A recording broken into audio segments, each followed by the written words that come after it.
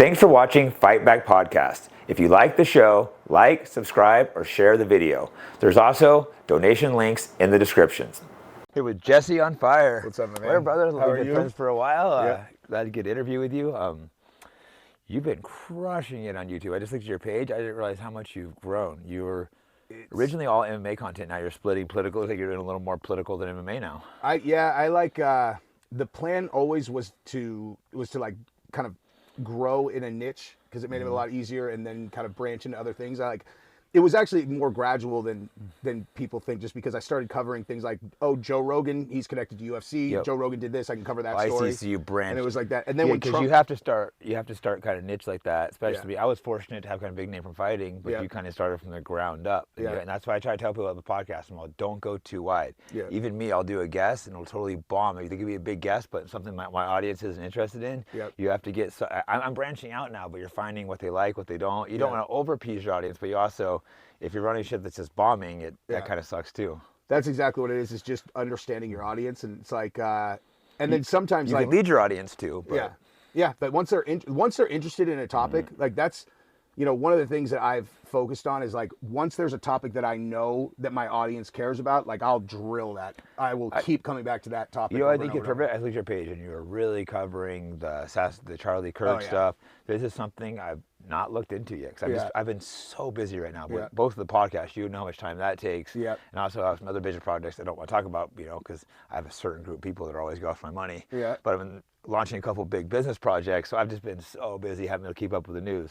So let's let me have you break that down for me a little bit. Okay, so man, this is a long, convoluted story. So basically, when Charlie Kirk got shot, it was such a massive kind of cultural moment because everybody saw it happen. Yes. Like there's never been an assassination like that where people saw a person get killed live on screen like that, where it was just like JFK. Was that live though or no? That's true. JFK, but that was not in our generation. Yeah, not our generation. Yeah, that's true. But I mean, it's it was shocking and jarring to someone like me who's controversial. Even though me and Charlie had our differences, we have hung out before. We were. Yeah.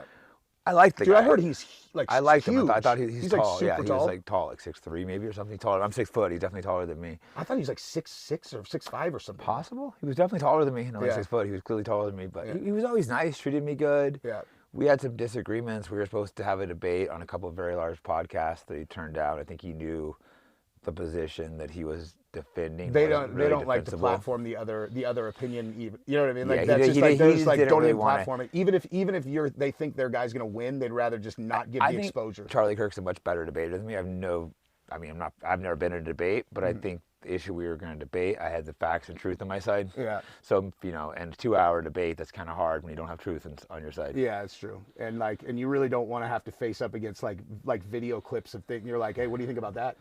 Like, hey, what do you think about that? You can't really debate around this. This is a video, Yeah. No, but I think it's watching him live. Creators like me and you that are controversial watching that. It's just like jarring, and sickening, and. So the way it happened for me was he got shot and I was I immediately went on and live streamed. All that had happened was there's a report Charlie Kirk has been shot. So I went on and I was live streaming. And while I was actually live, someone texted me the like really graphic video. That's the one that I saw. While you were live? While I was live, and so I saw it, and it was like I literally saw it for the first time live. Yeah. Oh, and I can't imagine. When I saw that, I was in shock and thought it was fake, and then I went on Twitter. I have my reaction like live, and I just was like, because everybody was like, there were reports that he had been shot, but he was on his way to the hospital, and I was like, it was obvious that he wasn't. I was like, guys, I'm going to tell you right now, like he's not going to make it. That was people thought I was cold for saying that, but it was very clear. Very clear. He was done. Yeah, and then there was I saw that one, and then there was the other one actually from the side angle that I ended up getting sent to me by a friend of the person who actually took the video. And that one also, it's not as like graphic, but it was also very clear that like, dude, he's done. It was unfortunate, but people that know that type of stuff could see that, like, hey, I really hope I'm wrong, but I'm almost certain this guy is not going to make it. Yeah. There was reports that, he might be okay. And I'm just thinking, that's exactly what I said. I was like, I actually put a video out afterwards where I was like, I know they're saying that he's going to be all right. He's not. Like, he's not going to be all right. People need like reality, Yeah. But no, I finished a podcast, walked out with my phone, opened the video, and it was just like, just jarred. You know, that I sent out a tweet, like a very sad tweet, you know, saying basically sad that he had died, because to me it was obvious he died. Yeah.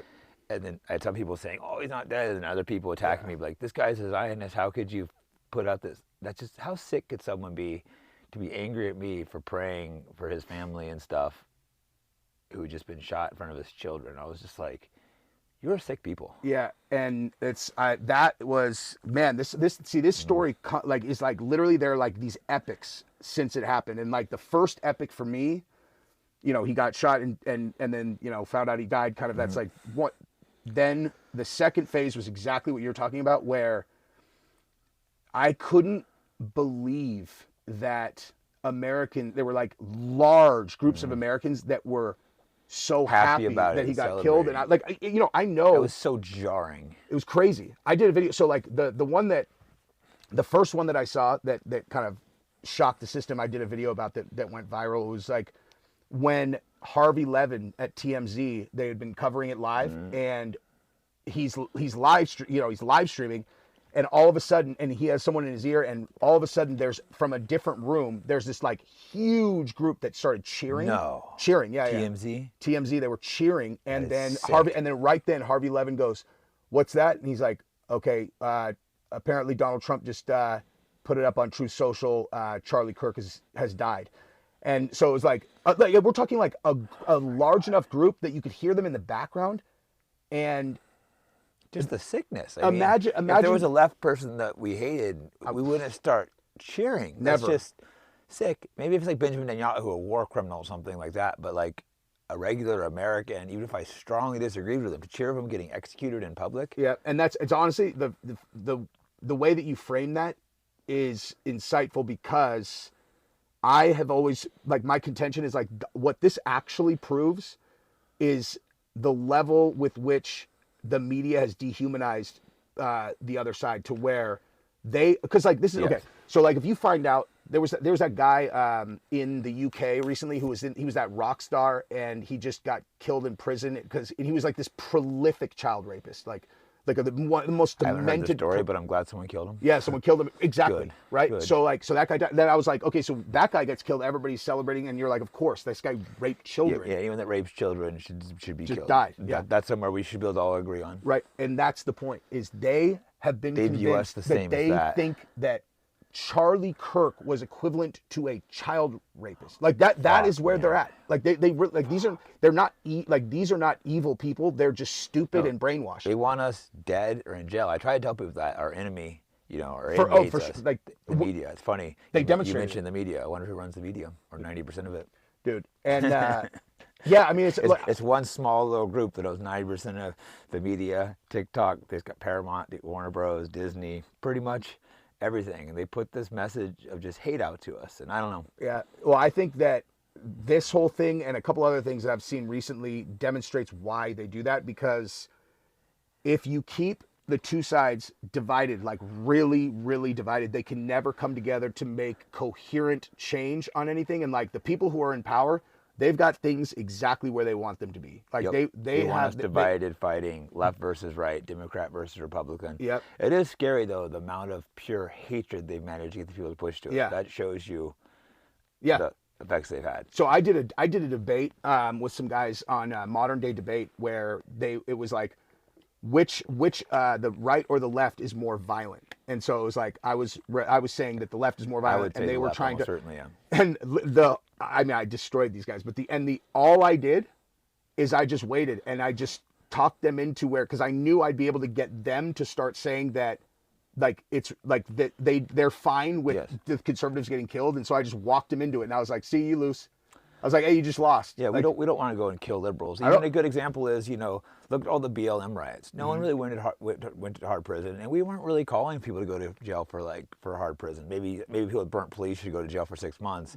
January 6th, people getting taken away from their children, 30 years in jail. Yeah, I think that they got pardoned. But I interviewed a couple of these people. They had children and stuff. Can you imagine taking a man away from his children for 30 years because he walked in the Capitol building? Yeah. One guy wasn't even there. He got walked in. So these people literally want to kill you and put you in prison for life. And no one was held accountable for that. You know, Trump's giving people promotions that have done that, and it's just January 6th was disgusting, and we just like blow it over like it didn't happen. Yeah.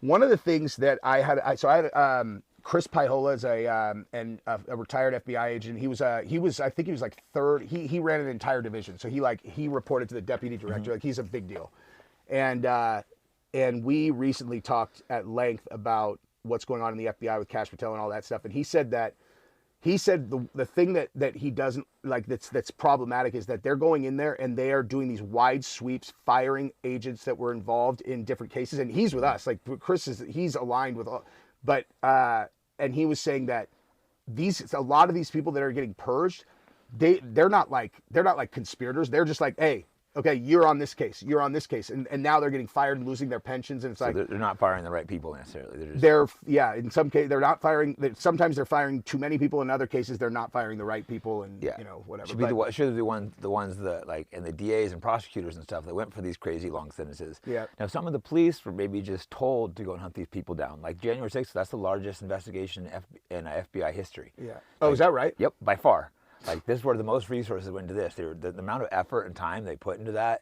But if you were an agent that was handed an assignment, I might give you a little bit of blame. But the guy who chose to do this, that guy should be in prison. For sure. The prosecutors that put a man in jail for 30 years, taking away from his children for walking into the Capitol building, that guy should be in jail. 100%. And like anybody who was involved in the planning of that op, that is like the craziest thing about it is what the official story was that this group of Trump supporters were trying to overthrow the government, when in reality, the people who orchestrated it were trying to coup the democratic process and fabricate a reason to get Trump out of, not only like solidify that they had finished taking the 2020 election, but also deplatform him and take away his ability to run again. You're like, so it's like every other thing they do. It's like, oh, so you're saying that these guys are trying to overthrow the government while you're trying to overthrow the government? No, and then the feds were there instigating it. They won't release a lot of the footage still. Yeah. And that's why they get so mad at guys like the shaman dude, because he just makes it, and here's a picture like him and an old lady, a bunch of hippies, and the guy carrying the podium.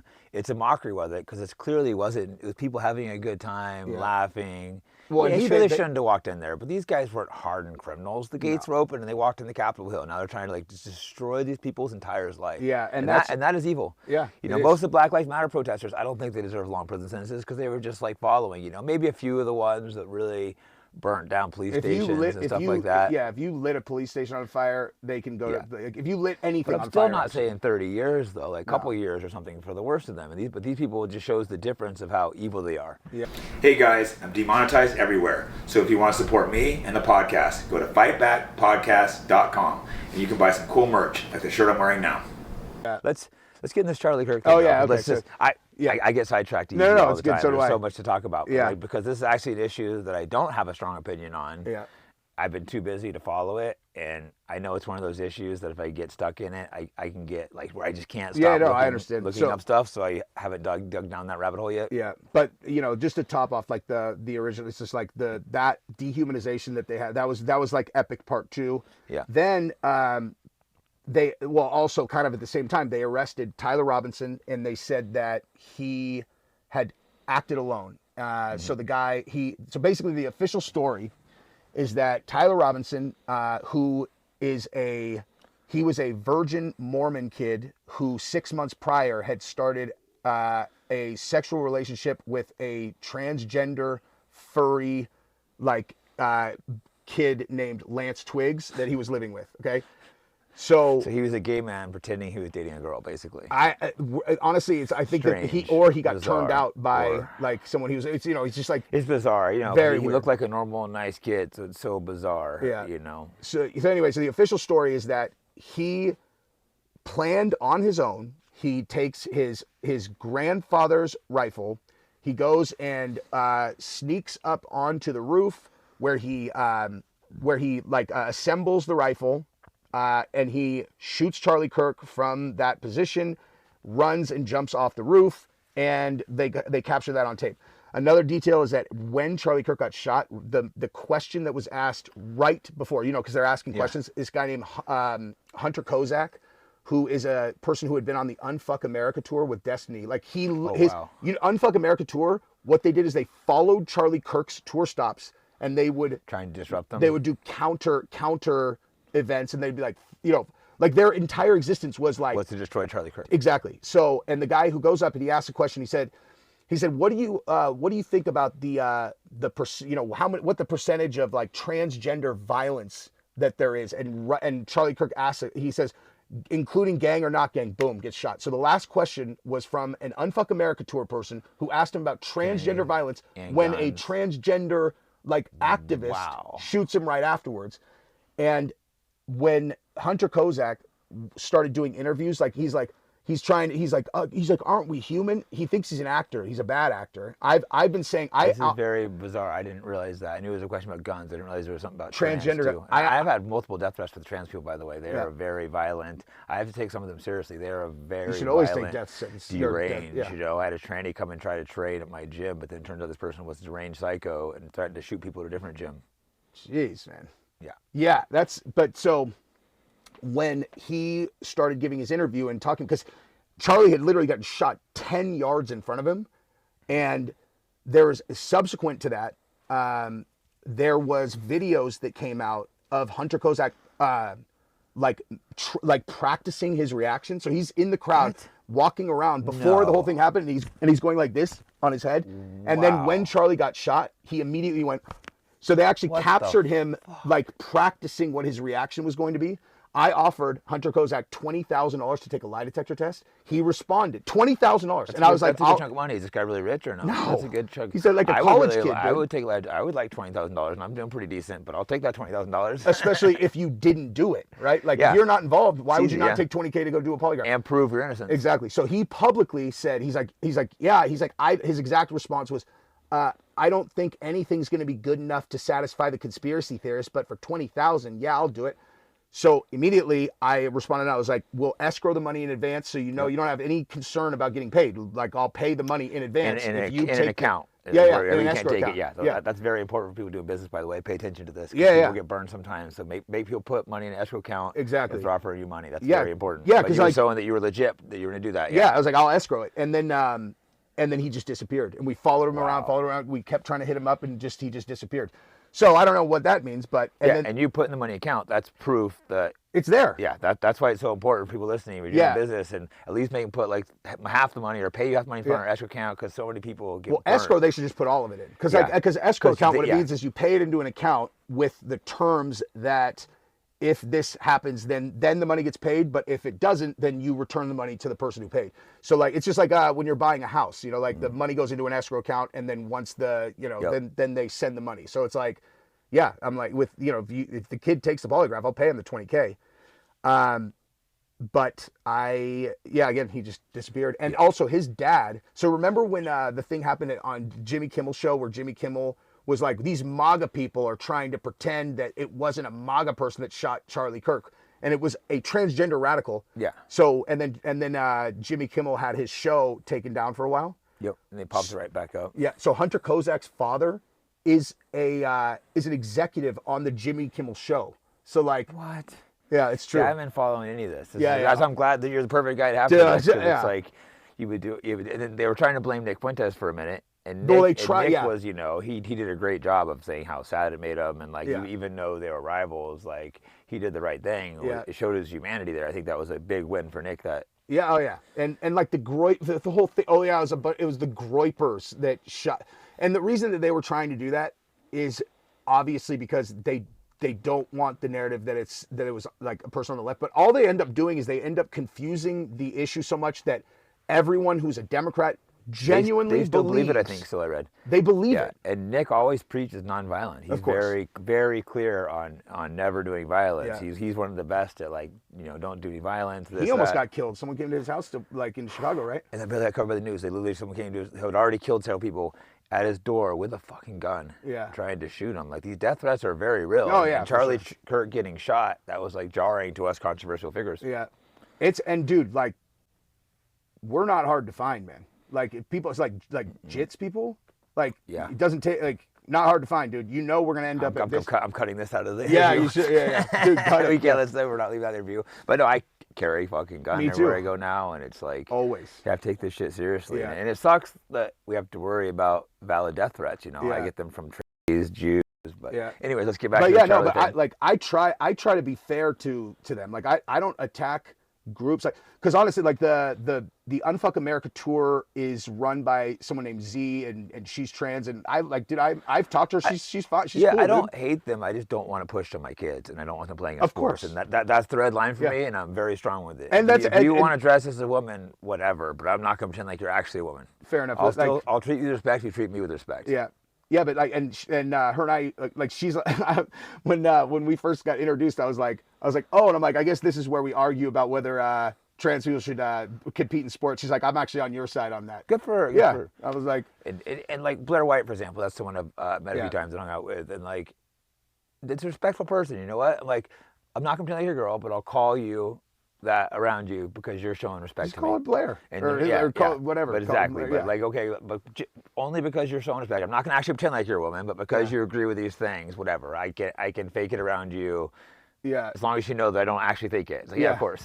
You're like, I'm not gonna try to bang you. Yeah, exactly. We're not having sex. Let's be clear with that. That's the only difference of how I treat dudes and girls. But anyway, so like the Hunter Kozak thing, that was kind of like one thread, and then on the other side. So, you know what? Let me rewind to the Fed's official story. Was that he went up on the roof. He actually came to the school wearing one outfit. Then he changed into another outfit. He went up onto the roof. He assembled the gun. He changed in his car?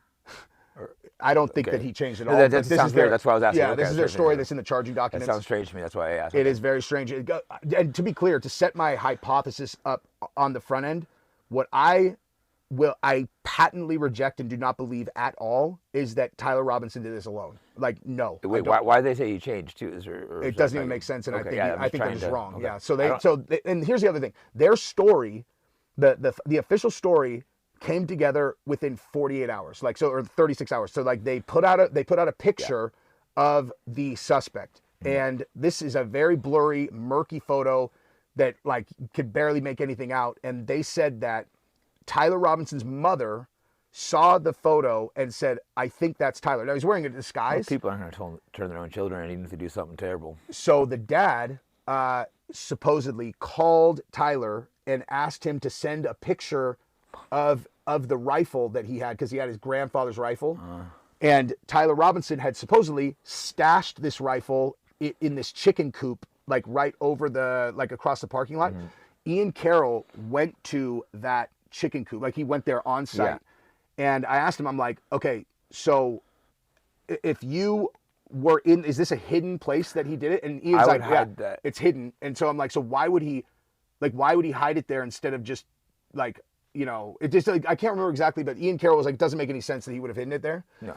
So you're gonna hide it, you'd hide it somewhere like really, really good, not just kind of laid by a chicken coop. Or just take it apart and put it back in your backpack. Like, because he supposedly took it in a backpack. It's a 30-06. It's a gigantic rifle that would not have fit in a backpack anyway. It doesn't look like it's down his pants, or at least in the main picture. So the way he would have gotten it there, there's huge problems there. The way he would have assembled it and still and then the scope. It was a great shot, by the way. Yeah, I mean, 140 yards, like... It's a good shot, though, right in the neck. I'm not saying it's impossible, but it's a good shot. People were, like, Real quick, I want to add one thing, because you're talking about the Tyler Robinson, and before I forget, there was a picture of him next to a Superman picture, the Man of Steel, and at the same time, they started calling Charlie Kirk the Man of Steel because the bullet didn't go through his neck. Huh. Yeah, like the same day or the day apart, they had that picture of the Man of Steel, and they go, Charlie Kirk's the Man of Steel. This is a small little coincidence. That doesn't mean much, but when you start seeing lots of strange things, then they start meaning more. Well, there's so many different theories. I'm kind of starting with what mine is, because I've done a mountain of research. Hunter Kozak is a big one that I've focused on, obviously. The other, the reason I know that picture that you're referencing is because it was a picture of Tyler Robinson at a Dairy Queen or something. Looking all calm. And everybody's like, Man of Steel. They're like, that movie was out like 6 months ago, like, or whatever it was. Like that movie poster should not even. Yeah, that's why I knew what you were talking about. But that's right when they started calling the bullet didn't go through his neck, and they're like, the 30-06. It's a miracle. He's a man of steel. Yeah, like, and the problem with that is like the picture of the Man of Steel. Yeah, a 30-06 would go through quarter-inch steel. Like, I'm not a gun guy, so I'm not going to claim to have knowledge in this. But everyone who's gun guys, tell me this. Yeah. Valhalla VFT, the one I told you about. This is his shirt actually. He went out and did these tests, and he shot a 30-06 through literally like quarter-inch steel. Yeah. And and then they have, you know, those ballistic dummy heads. They're actually probably harder to get through because it's ballistic gel. No, they're thick. And then the bones. Yeah, those things are thick. It blew the spine out completely. Like it was like the fact that there's no exit wound. It's a perfect little puncture. This is nothing, dude. Yeah. Like there's nothing here. There's nothing there. Like a 30-06 is gonna rip through anyone's neck. Yeah. And it supposedly just hit him in the front, and then, you know, whatever. One oddity can be explained, but when we keep stacking them up, and I think we're just getting started. We are. I don't want to get off subject, but there's the magic bullet theory, which was the JFK, and then there's the man of steel now. So there's some similarities. They said that the magic bullet means it went like 8 directions. The bullet. Because there definitely was only one shooter. Yeah, because that clearly is a lie. But but for his, they said that. So the official story to explain why there was no exit wound was that Charlie was sitting a little bit forward, and the shot came like this, and so they said that it went through his neck, and then hit his spine and went straight down and took out like 4 or 5 of his vertebrae, and you're like, I think that doesn't seem to.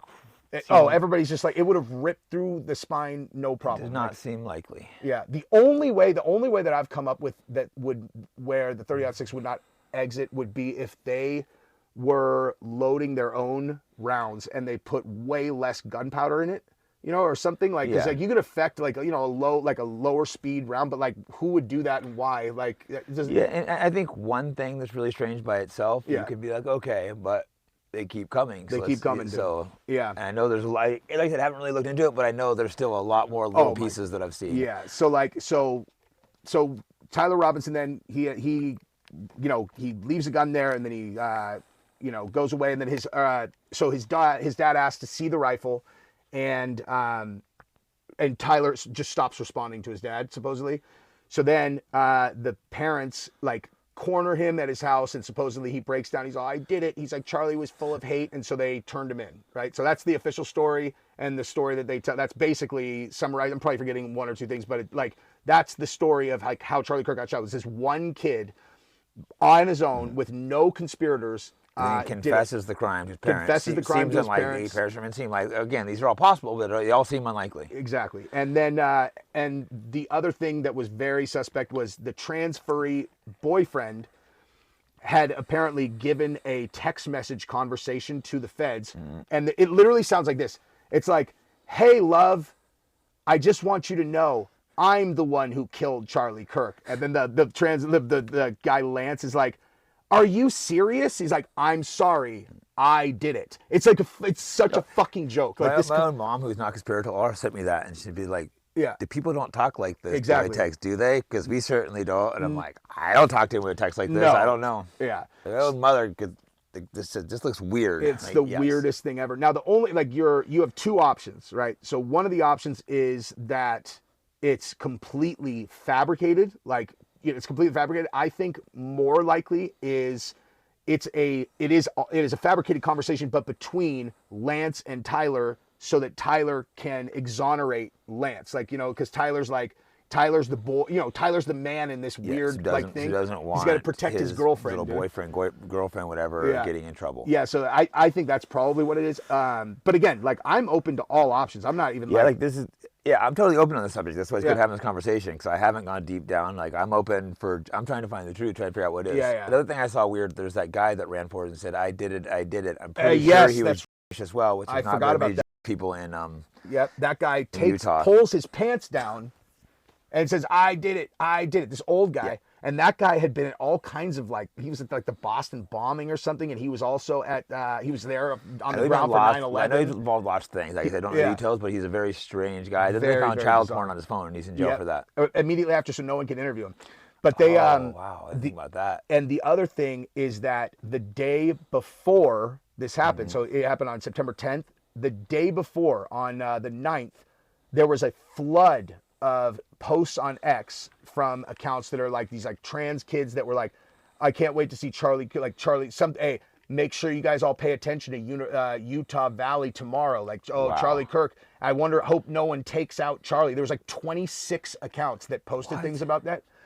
So it must have been out somewhere. He must have posted something. Sure. Like in a Discord or some kind of group. That's wild. Or if it's a much larger like state actor, then they put that out to push blame over on the trans, to push blame on the trans. Exactly. Interesting. Yeah, either way. But like one way or another, The one thing that's definitely not true is Tyler Robinson did it by himself and no one knew. Like that's no. Here's something I noticed. Right when it happened, the guys ran right away and pulled all the camera cards out. Yeah. I think if you were shot, the first thing I would do would not be to run and pull the cards out of the cameras. To me, that seemed like a very strange thing too. And the other thing that's weird about that guy's behavior is.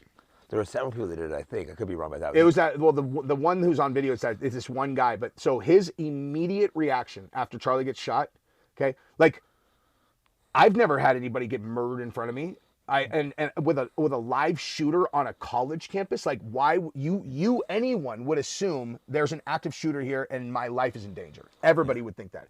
So your behavior is very easy to predict. That's how I approached analyzing everyone is like, okay, this is one of those things where if you did not have foreknowledge, you are terrified and you're going to be running. Okay. Or run, if you're my friend, I'll run towards you and try to cover your neck or something. Exactly. So, and God, I forgot, I got to get to the guy who stood up and cheered also. Okay. So anyway, but this guy from TPUSA, he runs, he kind of runs to the back, which is where they're going to take Charlie to the SUV. And he's standing on this wall and he's filming. He immediately runs and just gets up on this thing and he's just filming. So as they take Charlie to the, he wanted his body. He got, and he's filming it. And then, and it's and there's another angle of where he was standing. It's who would do that? Who would run there and jump up on a wall or someone that worked with him? No, yeah, it was one of the guys, one of the TPUSA. So it should have been someone that cared about Charlie. He wants to get the fucking body on film. Right. Just like JFK, there was the guy there, same small group that runs the media that happened to get it on film. So then he turns the camera on himself and he's like, they just shot Charlie. He's like, oh my God, they just shot Charlie. One thing that you will note, there's a bunch of common details is the people who are around Charlie, none of them are behaving correctly. And I mean none of it. If someone gets killed, you can, I can tell. Run and try to get good video content of it. Someone said one of his good friends right next to him and turned and just slowly jumped on the phone. His chief of staff gets on the phone and just walks away. Dude, so we're not even that close. If you got shot, I'm gonna jump and try to protect you. And you're not gonna be you're not gonna call Nate Diaz and be all, "What's up, man? Hey, Jesse on fire just got shot, bro. Hey, you should have seen it." Yeah, but 1 second after I got shot, let me send you the video. I'm gonna get the body getting carried out. I'm gonna go get this SD card so I can send it to you. Yeah, it's so bizarre, dude. And so there was that, and but then also afterwards, Erica Kirk, his wife, she's doing all of these appearances, and it right away, and everybody just looks like a person who thinks that they're good actors when they're not, and she's trying to sell it that she's so sad, but I can tell it's that kind of despair. It didn't look like true grief. No, it doesn't. If a girl, I've seen girls go on a breakup and they can't leave their house for a month. Yes. And you get the father of your children shot, and instead you're jumping to, I'm going to take over Turning Point. Yep. And even if they were doing that, and first of all, to your point, you're going to take over TPUSA, that is an unreasonable ask of the guy's wife, because A, what does she know about TPUSA? Does she have kids to take care of? Yeah, and B, don't you need some time to yourself? You're just the CEO of TPUSA. You're already healed? Now you're just ready to go, and we're gonna do all these events, and God, it's crazy. There would need to be a time of grieving. Yeah, none. It was just straight to podcast circuit. Yep. And I know everyone deals with grieving differently, but I've never seen a girl react that way after someone they love gets, me neither. And dies. Brutal. For women when they lose their husbands and stuff, they're usually just brutalized for a long period of time. Sometimes they never recover. Yeah. And the other thing is as a person who talks on camera for a living, I can say that if there's something that I have genuine emotion about, it comes out when I'm talking. I have to edit myself out sometimes because I just lose my train of thought because I get all worked up on if there's something that really matters. Yeah. And so the idea that just because she's on camera, those emotions would not naturally come is not real. I can tell a person who is dealing with real grief. I can see it. It's just not there. And then Mike McCoy, the one who jumped on the phone, there's a video of him telling the story, and he's doing the same thing. He's and then I, it's just all wrong. It looked so off me. I feel weird criticizing his widow, but that looked so bizarre to me. I know when I lost my dad, there was a several-month period where I was just kind of not myself. I wouldn't be going on podcasts laughing and and they're gonna make you talk about it too. I'd probably start crying and talk about it. That's exactly. I had a hard time talking about it. I didn't want to talk about it for the Yeah. When I fought Jake Ellenberger, my dad had just died, and I was okay in the back room, and I started to go walking out, and they put a video of him up there, bro. Just totally I wish they would have told me that because my home, I was like in good mindset. That just fucking totally just. Fucking, why would they have done that without telling me? And it's like I get there trying to build a story of I just lost my father and how close we were. He was my manager, helped train me. Dude. It had just walking out there, and I was just like, just threw me in like a complete, you know. Yeah. Like I was felt like just dead inside and couldn't think, and that was one of my worst performances ever. Just walked out there. And well, you have a pretty good reason for that. Yeah, you know, I still feel like I don't want to make excuses, but it's just like I was just completely shocking and jarring. Right as I come out, I just lost him a couple weeks before, and it was like trying not to cry as I'm walking to the fucking cage, bro. It was. This is like honestly talking to you about this is a perfect illustration of what I'm talking about. It's because we were so close. How many years ago was that close? That was like it was right after GSP fight. It's like 2011, I think. So 14 years, and you still can't talk about it without breaking down. Hard on talking about my dad. Yeah, and you're exactly, and she is. You should definitely use this clip to demonstrate. Like, don't edit it out. Like, really, because like anybody can understand a person being emotional. One of the only things I get emotional over because like we were just so close, and it's like we talked every day. We became best friends. You know, when we were growing up, sometimes we weren't as close and battled, but really it's because he was, you know, fighting to protect me because I was hanging out with the wrong people, and, you know, and he was dealing with his own issues, and it's like it was so hard to lose them. So I couldn't imagine losing your partner with your children. It's like, I'm not sure if you have kids or not, but if you're raising kids together with someone, it's just, that is such a, to lose that person. It's like, oh my God. And imagine, I've thought about this a lot too. Imagine not only losing them, but knowing someone intentionally did that to them. Like imagine like, it's not just a tragedy, it's that someone intended to kill that person. And just like try to imagine, like I've always thought about like how that would more so even enhance how like the level of grief to know that someone did. And there's just, it's not there. Like it's not there. You can't pretend. No, it seems completely fake to me, and I'm really good at reading people. I'm very fortunate. Something I've had to learn throughout the years. Well, both I think this way grow up and then getting fame. You have to really learn to decipher people. No one's gonna be 100% of the time, but I'm fucking really good at reading people. I think you know, like the Ambulazarians, poker player, amazing at reading people. Yeah. Every time someone asks, we've agreed 100% of the time in our analysis, which I find interesting. Yeah. It's like, you know.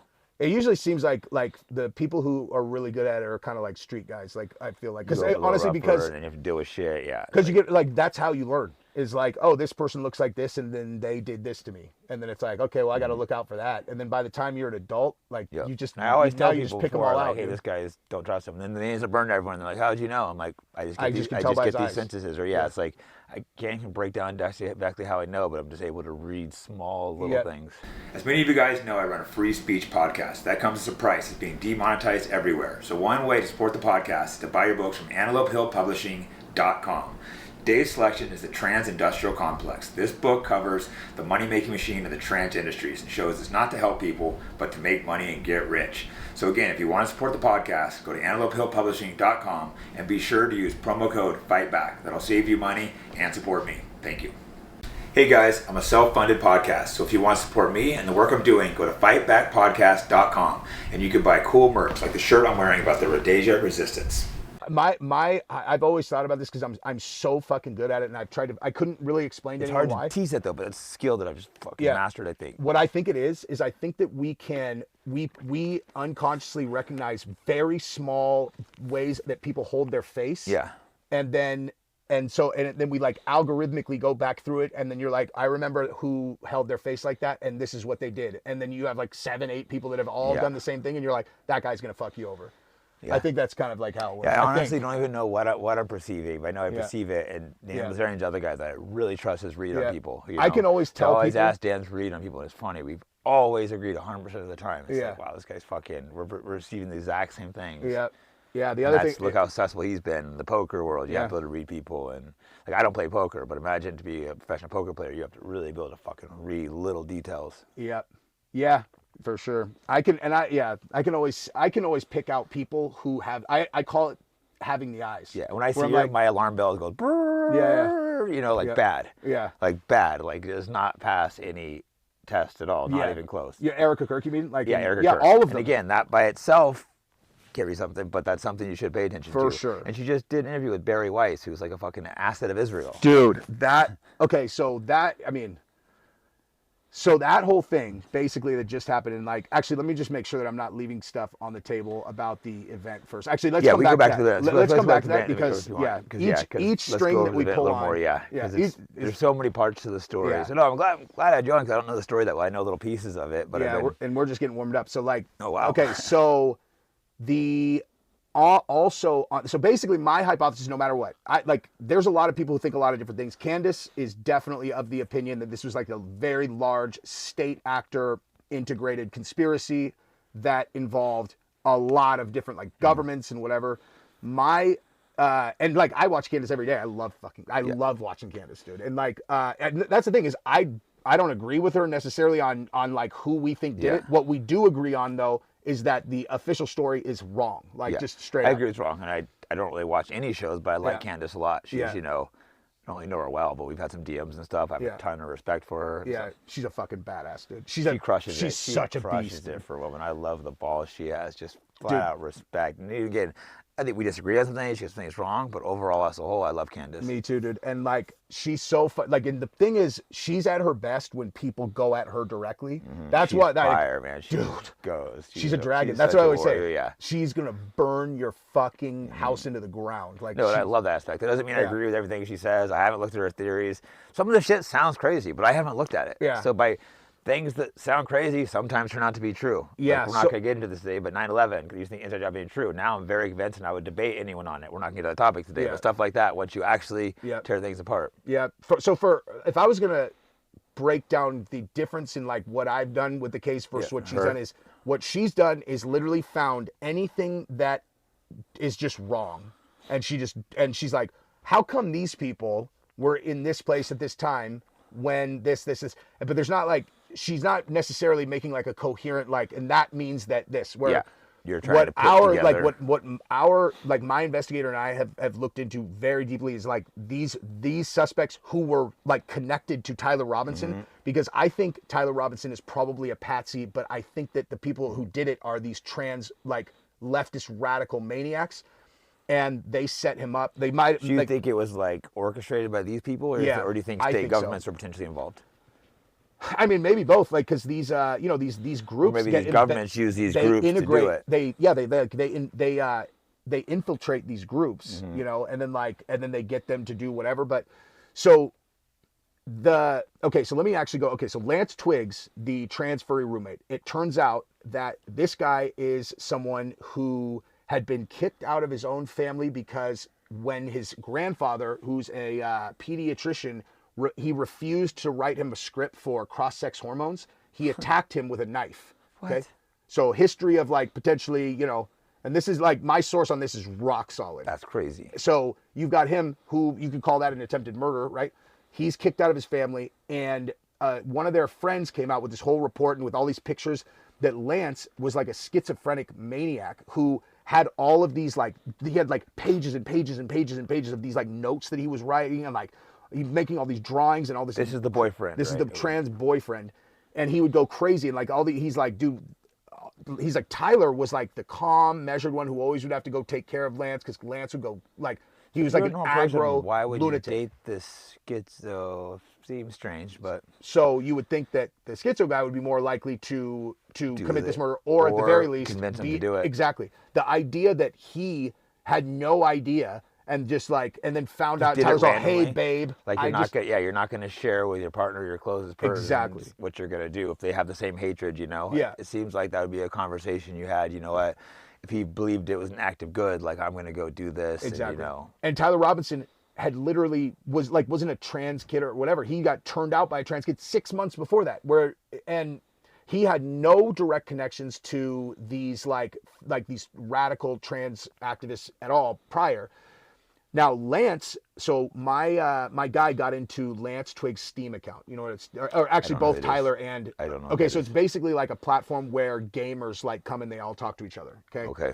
So so there was a person named Sky Valdez who was one of the original people. Like at first it came out on 4chan. Like on 4chan they found this person and they posted it, and then everybody started looking into it. So basically this person, Sky Valdez, is a transgender radical.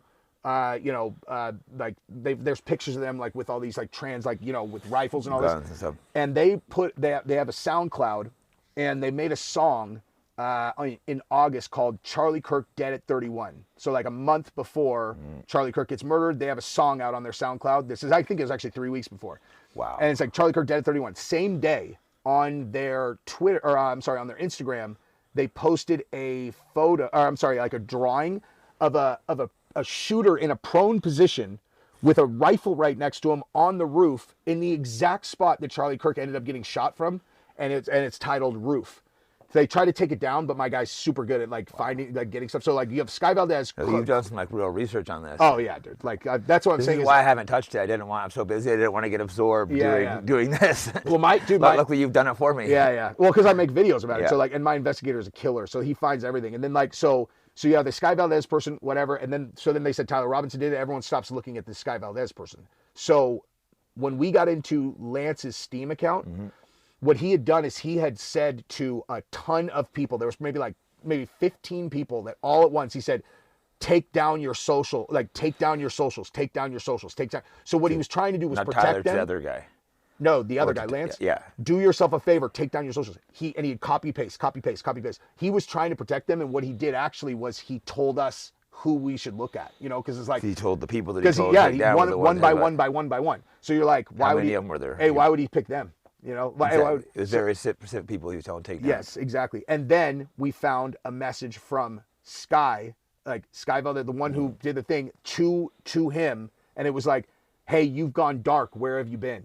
And I'm not sure if they meant to do it under their Sky account, but they did it under the Sky account. I was like, okay, so right now we could connect Sky Valdez, the one who did the song and did the fucking the painting, to Lance Twiggs, the transferee boyfriend, who supposedly is going to be the #1 witness against Tyler. So Tyler also supposedly admitted in a Discord group, like with his like old friends, like, hey guys, I'm sorry, I just wanted to let you know it was me that shot Charlie. Hey, thanks for all the good times. Okay, so your evidence against him is a rifle that supposedly fired a 30-06 round that behaved, the bullet makes no sense, didn't exit.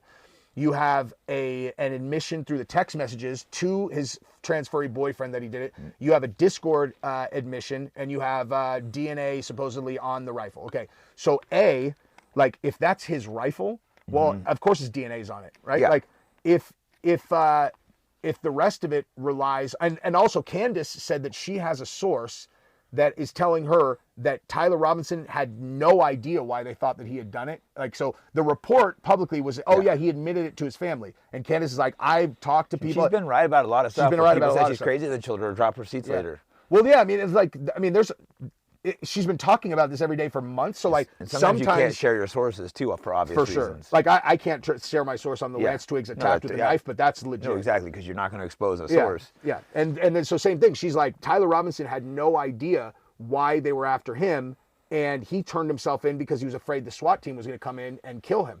So that's completely contrary to what the official story is. So let's say that is true. He has no idea why they're looking for him. Your connection to that it's him is text message thread with the transferee boyfriend who has access to his phone, a Discord group. He has access to his Discord group, and they're saying like, oh yeah, this Lance Twiggs, he's helping us so much, and you're like, how do you know he's not framing him? Like, how do you know he's not setting him up? This is the violent, crazy one. I haven't heard any of this. This is crazy. Yeah. I mean, I put all this out So everyone like and subscribe both of our channels. Yeah.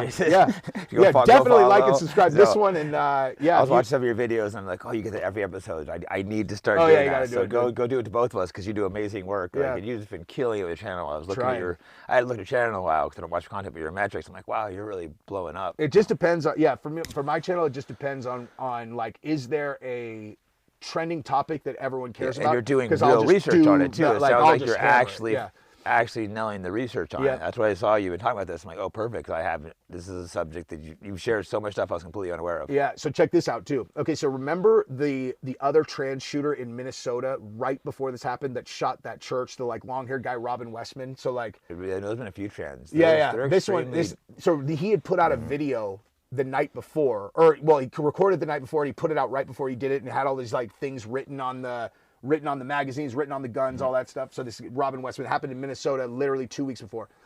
So my investigator, fucking genius, figured out. So Sky Valdez, the one who had put the song up, Charlie Kirk Dead at 31, he went and looked at all of the songs on any of Sky Valdez's albums, and then he went back and re-referenced Robin Westman's video where he was like showing all of his magazines, whatever. And one of the things that he had written on his gun was a song title from Sky Valdez's album. So like now you're connecting this guy who was a trans shooter in Minnesota to the Charlie Kirk assassination also, and they just need to figure out where these people are communicating. No, like, there's clearly a somewhere there's trans people are extremely violent. For me, I get multiple death threats. The most I've gotten are from trans and Jews. And there's obviously, some people think there's an Israeli connection too.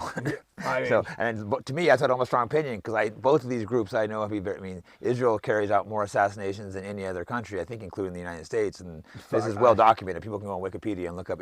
These are the ones that's proven. You can look up Israeli assassinations and see they go all over the world and assassinate people. Not just in their own country. I would love to see the metrics on how many people the United States whacks out. We whack a lot. I bet we got it. United States and Israel are the two top that carries out assassinations around the world. Yeah. So, yeah, dude, the world is it's crazy how like I always think about this, how if my neighbor fucks my wife and then beats up my kid, if I shoot and kill that guy, I go to prison forever, right? If I found out the guy raped my wife and then I killed him a week later, I go to prison. Or someone less your kid, like Cain Velasquez, we both know. He's in prison, right, for almost killing a guy. That the guy fucked around. I don't want to get details, but they let him out of prison right a couple days later. And Cain's one of the scariest guys I've fucking ever been around. There's not many people that I would be scared of, but Cain is the worst possible guy. He went and you chose the wrong kid. He went in a high-speed chase, 16 miles, ran him off the road and shot him. But the guy lived. But honestly, the guy doesn't fuck around. If they gave me the option, they're like, you can either fight Cain, but if you lose, he's going to beat you to death. And I'm like, well, that's for sure going to happen. Yeah. Or you can get in a high-speed chase and he's going to shoot his gun at you. I'd be like, I'll take the fucking chase, man. It's so funny. Someone's like, oh, someone's going to kill Cain in prison to try to make it. I'm like, you guys don't understand how the world works. He's going to be loved by everyone. One, he fucking fucked up a child molester. Two, he's Cain Velasquez, just the fucking hardest dude. And he's carried it Mexican his whole life. And all the Mexicans are going to love him. But he's not disrespectful to non-Mexicans, but he has that big brown pride. Like, I go like, big brown. Like, every group's going to want to be cool with him. Everyone's going to be like, oh, fuck, that's Cain Velasquez. I want him on my side. For sure. And honestly, like, they're like, oh, yeah, he's going to get stabbed in jail. It's like, dude, you could stab Cain 10 times and he's going to beat you to death. Yeah. He's gonna, like, everyone's going to be trying to be his buddy in jail. Do not people try to say he's going to kill Joe. Like, no, Cain's going to be the most popular guy. Like, hey, buddy, do you want this? Hey, you want some of my food? Yeah, exactly. Don't rape me. Whoever gets his ticket, they're like, hey, you got to get him. You just like, like that's a way you would have. People you don't kill follow this guy. Fighting. This guy is one of the most vicious men to ever live. And, heavyweight champion. And he's a heavyweight. Just at his prime, I used to watch him spar at AK. And, wow. We can get the fight in the end. We'll talk about it. It's so easy to get off track. Let's you mentioned the child bester, I think, of Cain. It's so easy to get off track. Sorry. Totally. But we should definitely talk about Cain. Let's get through this fucking Kirk stuff. Yeah. So anyway, like, so that's kind of like that side of it. Then the one other thing that happened was there was a guy. So right after Charlie gets shot, this guy in the crowd, like we were talking about, everybody should be scared. This guy gets up, turns around, and cheers. I saw that video. Weird. Yeah, there's a lot about that guy that I kind of can't get into publicly, but like, there's a lot stuff there. You're researching right now.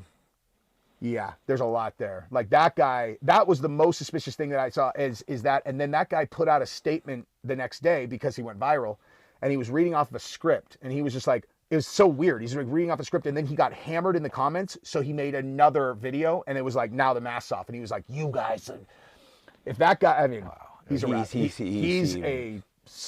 a dangerous person. He seemed like in my person, opinion. Yeah. Now he could have just been happy and not involved, but that was still who weird. Cheers at a guy getting murdered in front of you, like a sick person. And he also cheered you. He was cheering USA, USA, and that's what he was cheering. And I did a video where I connected it back. It's like, remember when Trump almost got killed, and then when he stood back up and fist pumped, and the crowd started chanting USA, I was like, that's what that was. Was they planned in advance? Like, we missed Trump, to hit but that. This time they wanted to hit their version of the fight. It's them throwing it in our face. Like, they're like, "Yay, we got him this time," and it's like, now USA. USA. No, that's why it's hard. I don't believe the official story either, but I don't know exactly what it is. There's this Israeli thing, and I don't really know. But the week before, Harrison Smith, I was on the podcast with him, and he goes, Charlie Kirk believes Israel is going to kill him if he turns on him. That's what they say. I laughed at it at the time. I'm like, okay. Then when a week later he got shot, I'm like, I was the one in the conversation that was on the podcast. There's clips of it, of him telling me that Charlie Kirk believes that Israel might kill him. And I just kind of laughed it off at the time and changed the subject. This is before he got shot? It was before. To me, it seemed so outlandish because he's like a hardcore Zionist, I thought, Well, I didn't realize all the behind-the-scenes stuff that was going on. So I'm just like, what? Like, that doesn't make any sense. Yeah. I think he was kind of applying that as why Alex is a little careful for what he says. He's like, well, Charlie Kirk, I just found out that he's in fear that Israel is going to kill him if he turns on Israel. This is on a podcast. There's clips of it. Yeah. And I'm just like, I just kind of changed the subject because it seems so ridiculous to me. And then, dude, that would blow my... If someone said that to me and then he got killed, that's why I it would was have been like... jarring when it happened. And I feel bad just kind of like laughing it off, being like, yeah, okay. Well, no, of course you're going to laugh because it sounds insane. Yeah, it just sounds insane. And I'm still not saying that's what happened, but I'm saying these type of things... See, the thing is... do matter. So, and I'll tell you, like... That, I mean, we could like that. That's probably enough on Charlie in general. But actually, I do want to talk about Erica Kirk and Candace. Yeah, for no other reason. I have a couple more questions. Yeah, I was gonna say because with Erica Kirk and Candace, you want clips that'll go. Yeah, those are the ones. I still have a couple more questions, but yeah. Yeah, what I was gonna say is like for people who are like, why are these people so obsessed with that Israel did it? Like they think that people are being unreasonable because there's no like direct evidence. But I will say this. If I was one of the people who knew that Charlie had said, I think that they might kill me if this, there's nothing that would convince me that Israel did not do it if that happened subsequent. And I'd never heard this that. Was before he was killed. Yeah. There's clips of, like I said, you need the clips of the podcast. Oh, no, I believe it. Is before. It's Harrison Smith. I think you know who that is or no? You know who that is? That he works for InfoWars when Alex Jones. Oh, yeah. And, he says, to me, that was just bizarre. It's been confirmed pretty much. And like Candace said that multiple people at TPUSA had told her I'm pretty sure Tucker said the same thing. And these are all people that are good friends with Charlie. So it's not like just random people. Totally. And like, so I've spoken to a couple people who are really high up government and they've said, I'm like, doesn't this seem like pretty out in the open for like Israel to do though, given that they're reliant on, I mean, say what you want about how they kind of pull the strings in the world, but like they are reliant on the United States for aid. And Charlie Kirk is one of JD Vance's best friends. He's obviously with Trump. It's like to kill him out in the open like that would be an existential threat. They don't respect us at all. They mock us. They bombed the USS Liberty. They did Levana Flare where they bombed America and tried to blame it on Egypt.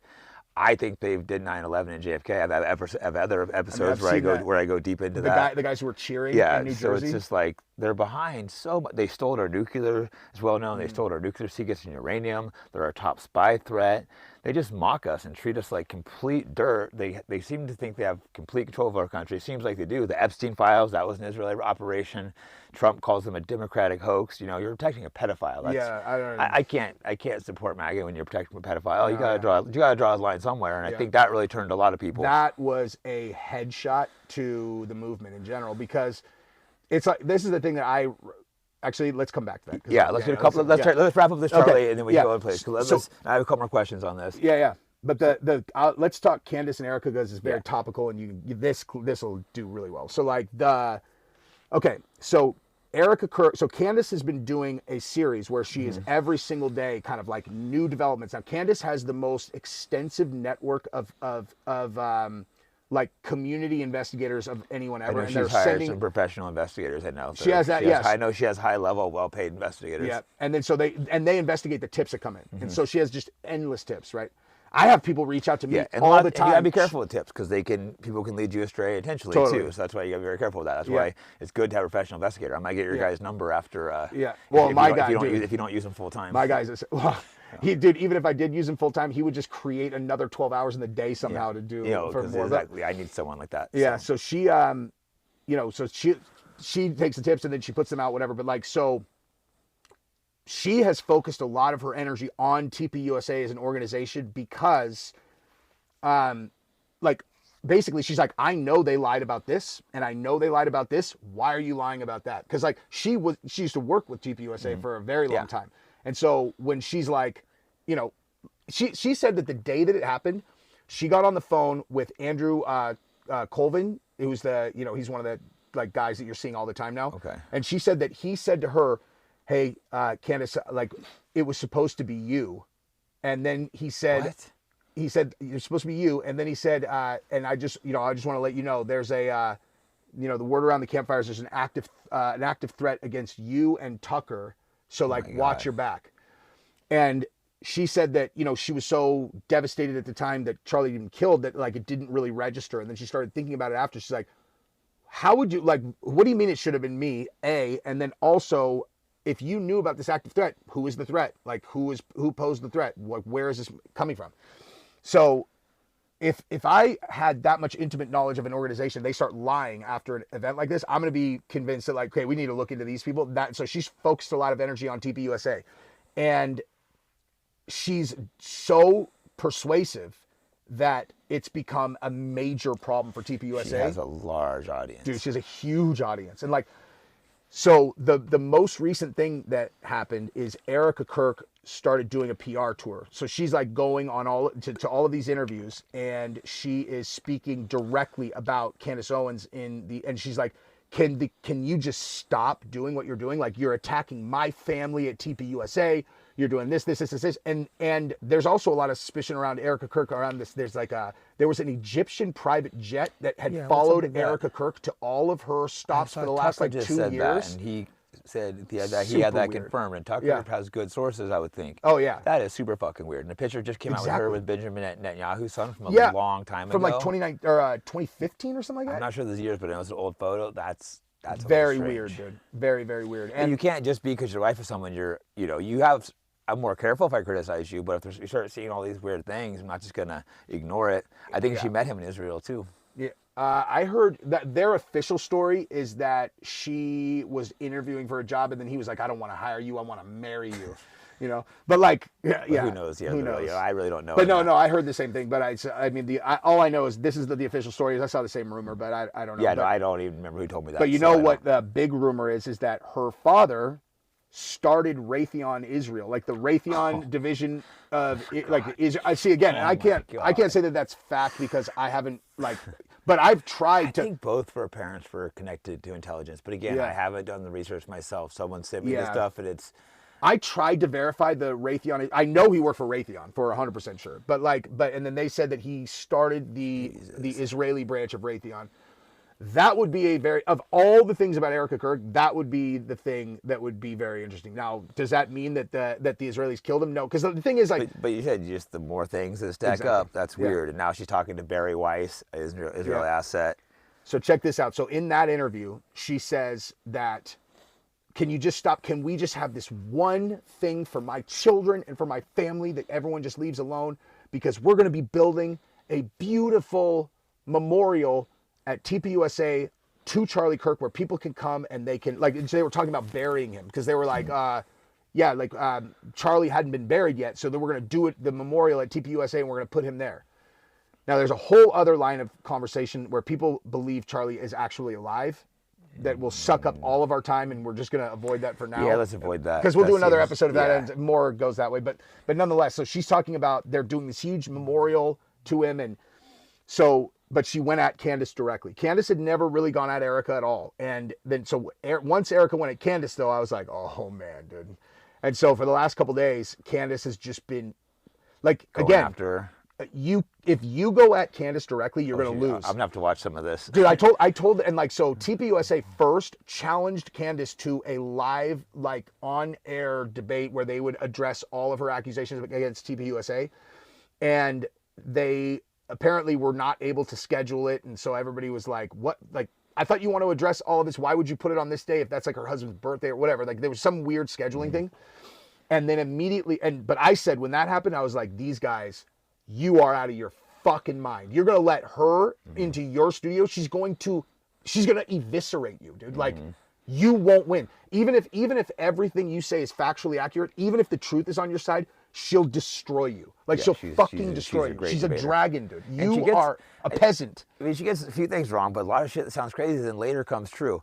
Like that, I'm not going to give away in on it, but the thing in France at first, I'm like, oh Brigitte my God, Macron? this is so dumb. Then I watched the series. Yeah, me too. And I was like, what the fuck? I think it just sounded so stupid at first. I'm like, oh my God, Candace, this is so embarrassing. But I'm like, you know what, I'm going to watch it. And I was like, whoa. Yeah. It wasn't her that did the research. She was covering other people's extensive years of research. 5 years of Anyone research. that laughs at that should go watch the series, is all I'm saying. Honestly, anytime I talk to anyone about it, I can tell. Series, yeah. I could tell, like if they are dismissive of it. Yeah, just I'm watch like, it. So you haven't watched the series, and they'll be like, no, I did. I'm like, no, you didn't. Yeah. And they're like, no, I did. And I'm like, no, you didn't. Yeah, like, if you're telling me that you think that there's nothing to this, you have not watched it. Do they admit it Don't after? pretend. Because I mean, sometimes they do, and other times they'll go like they'll eventually. Like I don't think I watched the whole thing, but I was just shocked. I mean, there is a lot of evidence. There is. It's not like there's smoke there. So I'm not gonna weigh in, but there is like.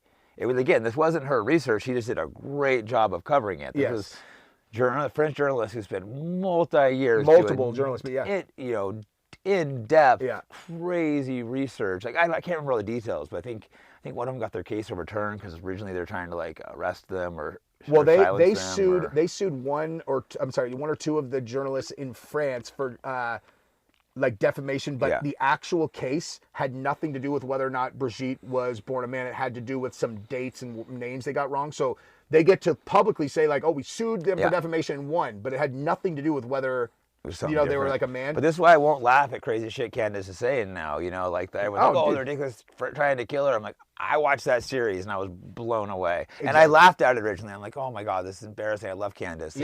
This sucks that she's like putting out such nonsense. Then I watched it and I was like, whoa. So like her series, actually, honestly, anytime that she is actually focused energy directly at something, I actually think her Charlie Kirk work is her least compelling stuff versus other stuff. And I think it's because she's she's emotional. Good, that. Oh yeah. Because they were really close friends. Exactly. That's what I'm saying. That they really were close and act like she's not and just trying to use his death. Yeah. That's bullshit. I hate that. She clearly cares about him. For sure. Like, it's like what Mike would do. Like a Nicolás Diaz got shot. Someone says, "Oh, I'm trying to use their death as No, you're like, money. No, I want to find out who killed him. Yeah, I want to find out who the fuck killed him. Yeah. And that would include looking at their fucking girlfriends and wives if I had to. Exactly. There's things on it. Yeah, I've always said that even if I think she's not correct, I never attack her ever. Not because she's a fucking dragon, but because I believe that she believes what she's saying, and that's all I care about. I agree with you. That's all I care about. I will also never attack Candace. Like if something. We're not close at all, but there's been a couple times where I DM'd or something, and we had very polite conversation. Sure. Like, oh yeah, she's it's like, oh, this is someone you can disagree with, and she's not going to start attacking me. Yeah. So that was good to see, Yeah, I embarrassed myself with her actually because I had a guy sent me an original video of Charlie getting killed from this angle, and he told me that I was the only person that had this video. So you thought you were, And so I went through like. I like pulled the cord on like I want to get this to Candace or whatever, and like so she texted and she's like hey, so you have something for me? And I was like, can we jump on a call? Because I didn't want to send it to her because I was gonna put it out. Yeah. And so we get on a FaceTime call and I showed it to her and she's like, I've seen that. You're like, oh fuck. I was like, you've seen this? And she's like, yeah. And I was like, sorry. Yeah. Hey, awesome first impression. Yeah, like, that sucks. Yeah. I would love, it's my friend's fault though, dude. I think it'd be awesome for you guys to connect. Sure. Oh yeah. Well, now she knows who I am. I'm sure it still could happen, but yeah. Yeah, we'll be fine, dude. It's just like that's her first impression is this fucking idiot who said that that's such an embarrassing. It's so embarrassing, even though it's like you meant well, you were trying, but you got lied to, and you're just like, fuck. I don't like. I'm not even sure if he knew. Like, because it was my friend in Utah. So he thought it was legit. He might have thought. Yeah, he might have thought. Or not legit, just hadn't been seen yet. Yeah. So it's like you meant well, but I had never seen it. And I thought I had seen all of that. Is still so embarrassing. Super embarrassing. She's like, yeah, I've seen it. She's like, I saw that. Fuck. And then anyway, it doesn't matter. But like but yeah, like so I watched her series on. Oh my God! Like, did you watch Making a Murderer on Netflix? Yeah. Dude, and then they left out so many. I didn't watch her thing, but then I saw how they left out so many crucial. That guy was guilty as fuck. Convicting a Murderer, that's the one she made. Like, I literally watched that, and I was like, I had no idea that people could be that unscrupulous and evil. That guy tied that girl to a bed, had his nephew assault her, and then slit her throat. And these people knew that. And then they made this entire documentary leaving things out on purpose to make the whole world believe that this guy was innocent when he fucking for sure did it. For sure. I wouldn't, I did some research. I forget where I looked it up, looked at different things, and I came to the conclusion he definitely did. He did it for sure. He was an evil man. He was people in prison. He would say evil things. How he wanted to torture and rape women. Yep. He was just a sick person. They made him out to be evil. What a terrible. And that was such a popular documentary. I watched it originally. Like, oh wow. Then I started doing. I really research. Believed he was innocent. Yeah, I mean, at the very least, I thought like he was almost certain. Questions, and I started seeing some holes right Dude, away. It's crazy. I don't know why I started researching, but for some reason I saw. Well, you know, my mind. Once I see one hole, I can't stop. That's why. That's why I stayed away from the Charlie Kirk thing, because I'll go down a path for like 3 days nonstop where I can't. Yeah. The one I had to stop when I started getting to that child fucking. You know, the sacrifice and all that. I started, and a few other ones. I started going on some of those. There's some that are way more compelling than Pizzagate. Oh, Pizzagate has some too. Well, I think of Pizzagate as like just a catch-all for all of it. Yeah, there's like the Finder's Cult. There's one in Belgium that have like that one is that's the one that just fucked me up. And I think that one's 100% real too. It is 100%. There's convictions, but it looks like it goes. But I mean, like, what's the name of the guy? There's this. He's like the fucking royal guy or whatever. Yeah, let's finish the Charlie Kirk. This Belgium case is just. Do yourself a favor, and if you're not into that stuff, don't fucking look. I spent like 2 days down it, and I was just so disturbed. That was when I'm like, oh my god, this shit is real. There's court convictions, there's bodies. This guy had like 15 houses. He was on welfare, but they're being paid for by the elites. It was I think like 30 people were killed in investigations. Judges moved. Dude. There was clearly kids being tortured and killed by elites in Belgium that run the world. Yes, this one's 100% true. Unfortunately, I can't remember his name, Joe or something like that. It's just you put in Belgium if people want to look at this Belgium satanic trafficking. This is 100%. The police ran on it. They were covering it. 30 people were killed. Yeah. It was just wild. They don't know exactly how many he killed, but for sure I think there was like 10 or something. And with they have these. Actually, you know what? Let's come. Yeah, we'll move. I moved there. Yeah, because if you want to look up that rabbit hole. That's a rabbit hole that I could definitely and that go was down that the one. shock. And then I saw some other cases in the U.S. that were almost identical. Dude, once you take it in that this actually that happened, one's proven is why. Then you're like, okay, I didn't realize that humanity was capable of this, and so then you start looking at all these other things, and anything's possible. You're like, if people would do this, if there are humans on Earth that would do this, then. And you might not want to go down that rabbit hole, by the way. Yeah, don't do it. Dude. That case in Belgium, it's not good for your heart and brain. The darkness of it is just, we're not going to get into it right now. Let's go back and finish up. This is the darkest, evilest. It's the worst thing ever. It fucked my head up. Yeah, me too. But anyway, so I don't even remember where we were. We were, Candace. So in Candace's response to Erica, though, she just pointed out that what Erica was Erica's core argument since she started this new press tour was just leave it alone. She's like, and she kept saying, he's my husband. He's my husband. And she's clearly saying to Candace, he's my husband and I'm not doing this. Why are you doing this? He's my husband. Why are you doing this? And it's because what does that have to do with anything? If you're not investigating it, then she's going to investigate. But I just want the truth, whatever that is. Exactly. And then she was like, just let us do this. And she was basically asking for privacy. And Candace is like, you're doing the Meghan Markle thing. She's like, you posted. She's like, you're doing Meghan Markle podcast and asking for privacy. Exactly. You did a memorial, you did a stadium event funeral. Yeah. Give me privacy. Yeah, exactly. Yeah. I'm running Turning Point and doing all these it's ridiculous. You did. She put out the video. I hadn't even seen this video, but there was a camera guy over her shoulder when she is supposedly with Charlie Kirk's corpse, at the and she's like, I miss you, and I had never seen that. I did a video on it the other day. I'm like, what is this, dude? What real person would go, okay, make sure you film this moment where I'm saying goodbye to my husband. If there's a more private thing than that, no one wants to see that either. I couldn't imagine going up after losing someone really close to me and doing that. And having them film it, dude. And then putting it up on Instagram. It's not something I would do. I would consider that okay, so the way I would think about that, if it was my wife and that happened, the idea of it being on film at all and then putting it on Instagram would basically invalidate asking for privacy. The real thing that I had with her. This is built on real foundation. This is this is ours and no one else's.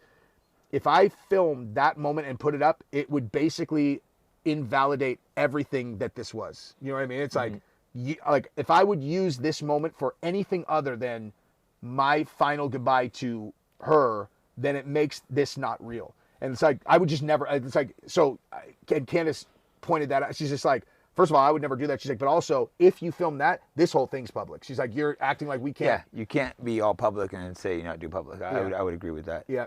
So, you know, like it's very clearly a PR strategy, because Erica is very clearly reading off of a cue card in one of the, like, these are all like set up interviews. Like, give them the questions. With, you know, he said literally last one did an Israeli asset. Yeah. Back to Tucker, you mentioned him being a little feared. I don't want to overshare a private conversation, but I met him at a UFC a while ago. Mm-hmm.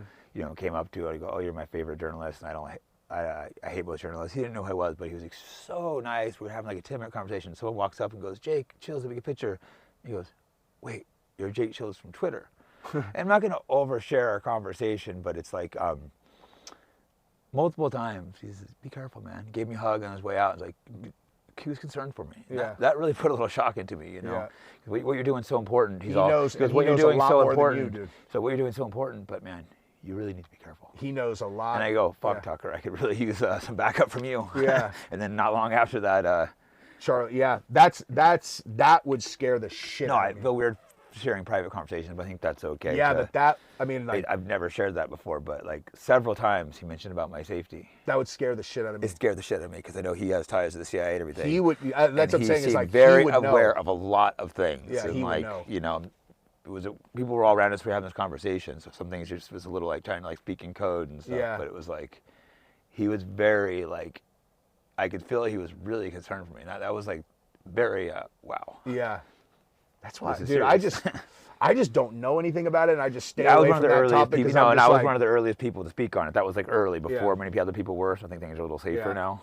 But no, and that's fine. I don't blame people that, you know, like it's like anything. You have to do a lot of research. I can only look into it. It is so many. It is very, very fun. I have a very strong opinion on it. I've done a lot of research on it. You know, I think Israel is absolutely not our enemy. I think like I said, I think they killed JFK. And there's so many similarities between this, with Oswald being the patsy, and then he was killed by Jack Rubenstein, the Jew tied into mobster who worked for Meyer Lansky, you know, top mobsters. A lot of people will try to blame the killing on the mob, but they never say which mob. They make it, the movies always make it look like the Italian mob. Yeah. Well, they were, I mean, like the feds and the Italian mob were doing a bunch of stuff together at that time. Like they were, you know, because but the Italian mob and the Italian mob and the Jewish mob worked hand in hand, but Meyer Lansky was like the head boss who was a Jew. Yeah. But I mean, like the feds, like the feds and the CIA were working with them. They used the mob for their dirty stuff. For like they controlled the ports during World War II, and then they also. That's how So that's also how they were able to ship all the weapons to Israel and like steal our nuclear secrets. And like Meyer Lansky was involved in all this. He had blackmail allegedly of J. Edgar Hoover because he was I won't say that word. He was a homosexual man. He was like sucking someone's cock on camera, and Meyer Lansky had this. So like. All the Italian officers went to jail. Meyer Lansky never did. What like that, getting leverage on people is the most effective way to get people to do what you want. Because there's like, you can get most people to do whatever you want for enough money, but then when you get to a certain level, these people are not moved by money, and so it's like carrot or the stick. You can either, if you kill them, then they can't do the thing that you want them to do, but if you scare them with the destruction of their entire life, they're going to fucking do what you ask. No, that's something that they've been in the blackmail business for a while. But everybody, like Meyer Lansky, well, people in particular, you know, they're the ones that really run the blackmail operation. I mean, they do this in the Middle East too. There's Eli Cohen was a massive one in Syria. I'm sure there's tons of them that aren't uncovered. They run these massive blackmail operations. Like you see a lot of these Muslim leaders off there, they're awful quiet and shit too. Yeah. And also when we pay massive amounts of money to Egypt, Saudi Arabia, Jordan, but there's also blackmail. Like the way Trump behaves is a little strange. You know, Epstein.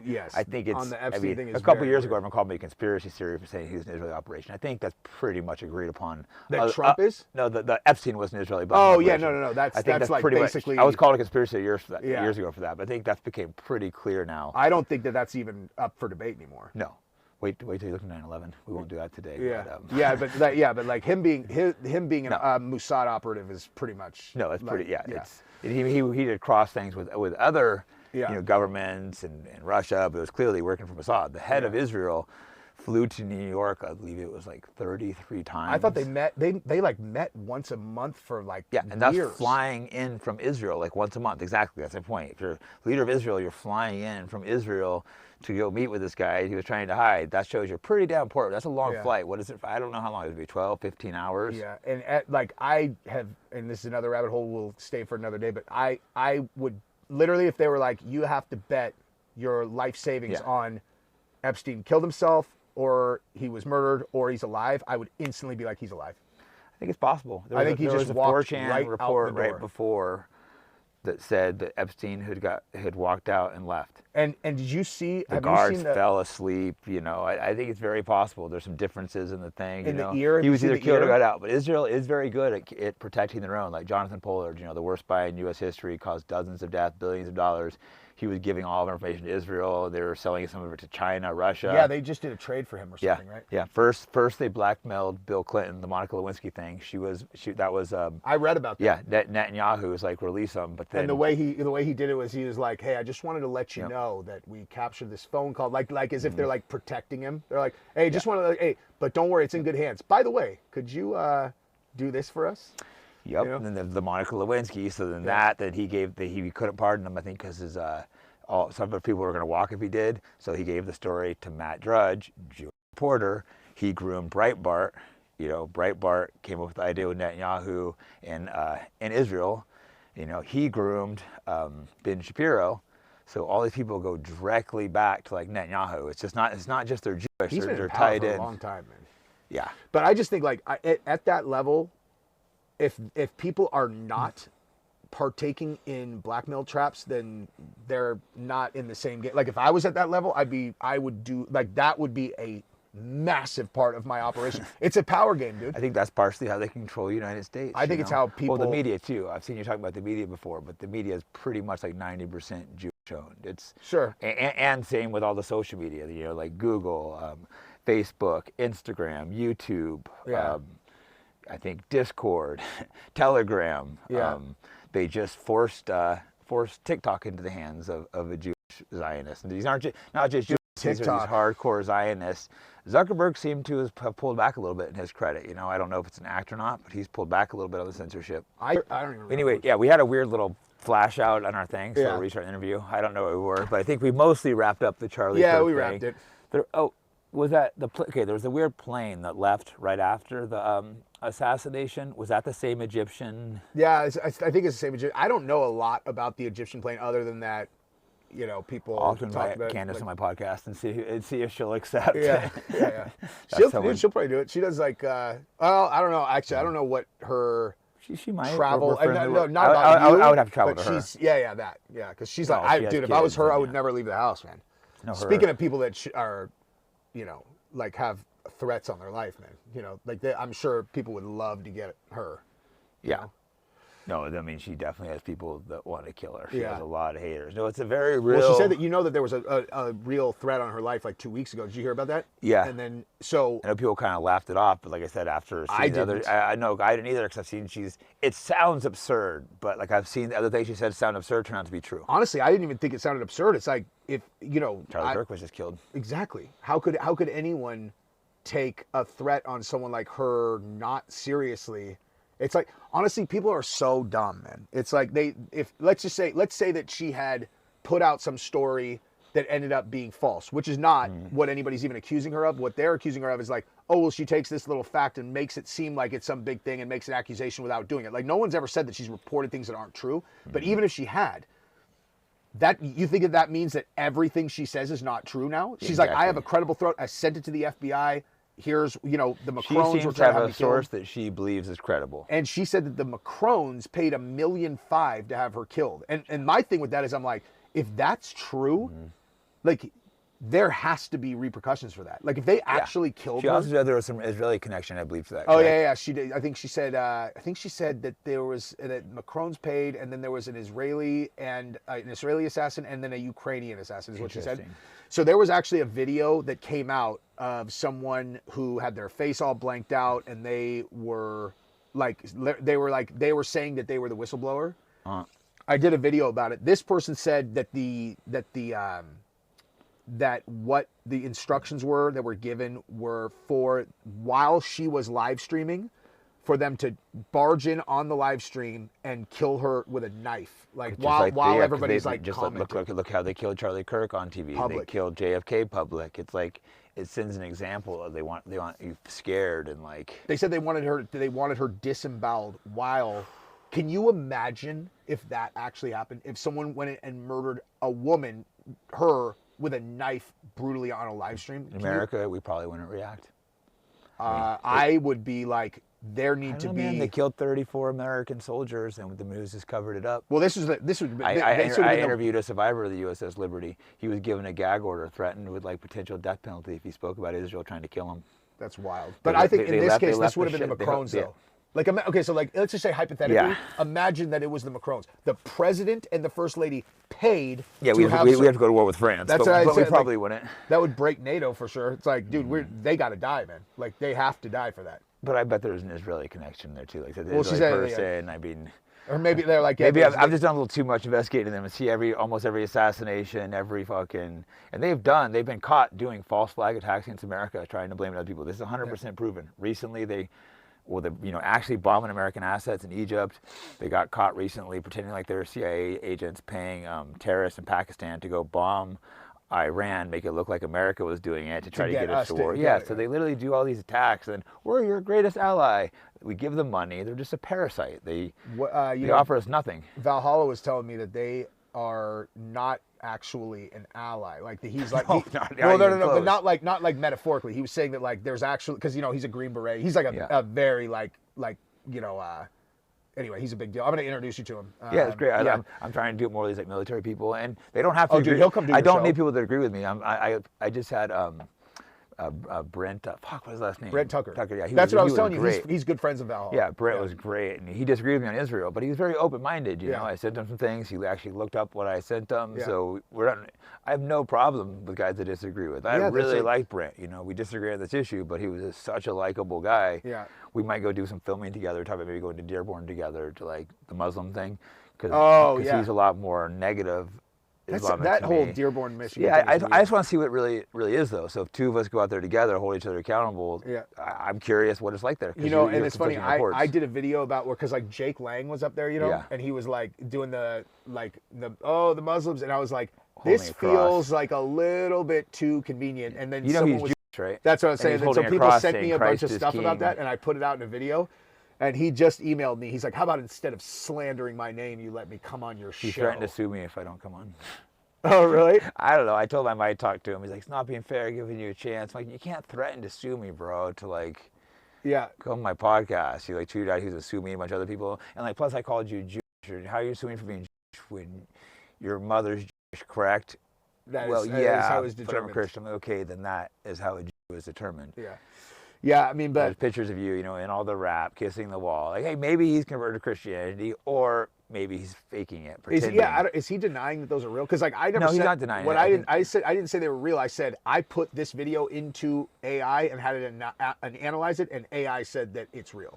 Like, I don't know. How would I know? And he went to a mosque disturbing prayer and stuff. It's like, why would you do that? That's just so disrespectful. I will not have him on my show ever because of how he spoke to Austin Metcalf's father. Like, that shit, like... I did not see that. Do you know what I'm talking? Austin Metcalf, the kid who tried doing a rally, so I know that, And he got on the phone with Austin Metcalf's father. The guy's kid had been murdered a week ago, and he was like, will you stand with us against the black on white violence that yada yada, and like Metcalf's father try to force the father had to be gone with it. Way out of the way to keep race out of it, and so he responded to him and he was like, you take my son's face off of any of your stuff.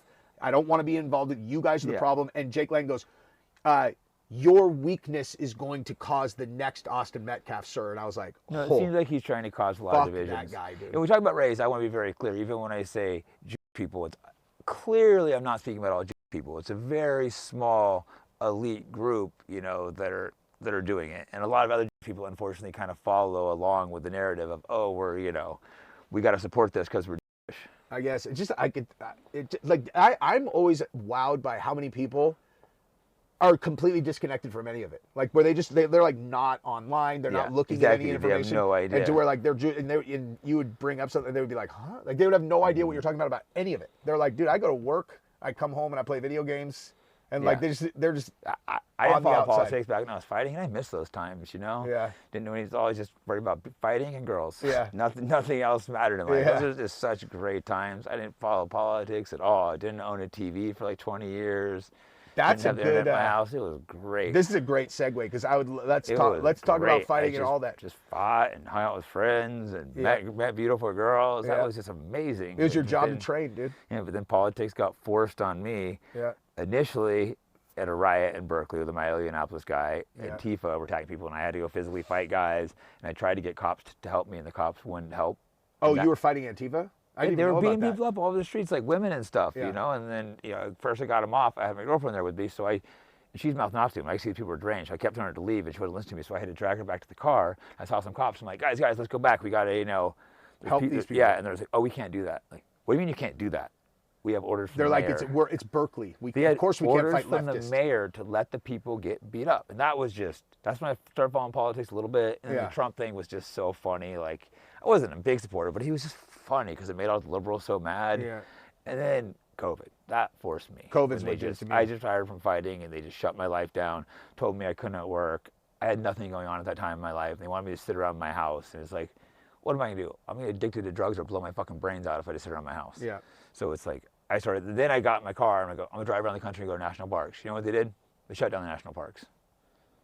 That whole period was unbelievable. And the UFC had a lot to do with shaping my opinion on COVID because UFC was great. Dana was like, Dana we are staying I have open. criticism Dana, but he was amazing during COVID. Yeah, dude, he's absolutely like, give him 10 out of 10 on COVID. 100%. He's like, I'm not firing my people over this. I'm going to figure out a way to make this work. I'll build a bubble in Dubai or whatever, like Abu Dhabi, and then. But the thing that really was so impactful for me was that they were the very first large public organization that was doing testing publicly. And there were all these guys that were popping hot for COVID. And they're like, I feel fine. And they're all fine because it didn't. They're like, dude, I'm fine. It wasn't bad for healthy people. And this was early. And I knew that because I was a little worried when I was in China, but when it got to Italy, I carefully went through all the data because I had too much time. And everyone's going, you're not a doctor, you can't go. And it's like, you don't need to be a doctor to sift through data. As many of you know, I have many controversial guests, so that comes at a cost of being demonetized everywhere. So if you want to support the program, go to fightbackpodcast.com, and I have all kinds of merch on there, whether it's jiu-jitsu, fighting, political, and other accessories. And thanks for the support.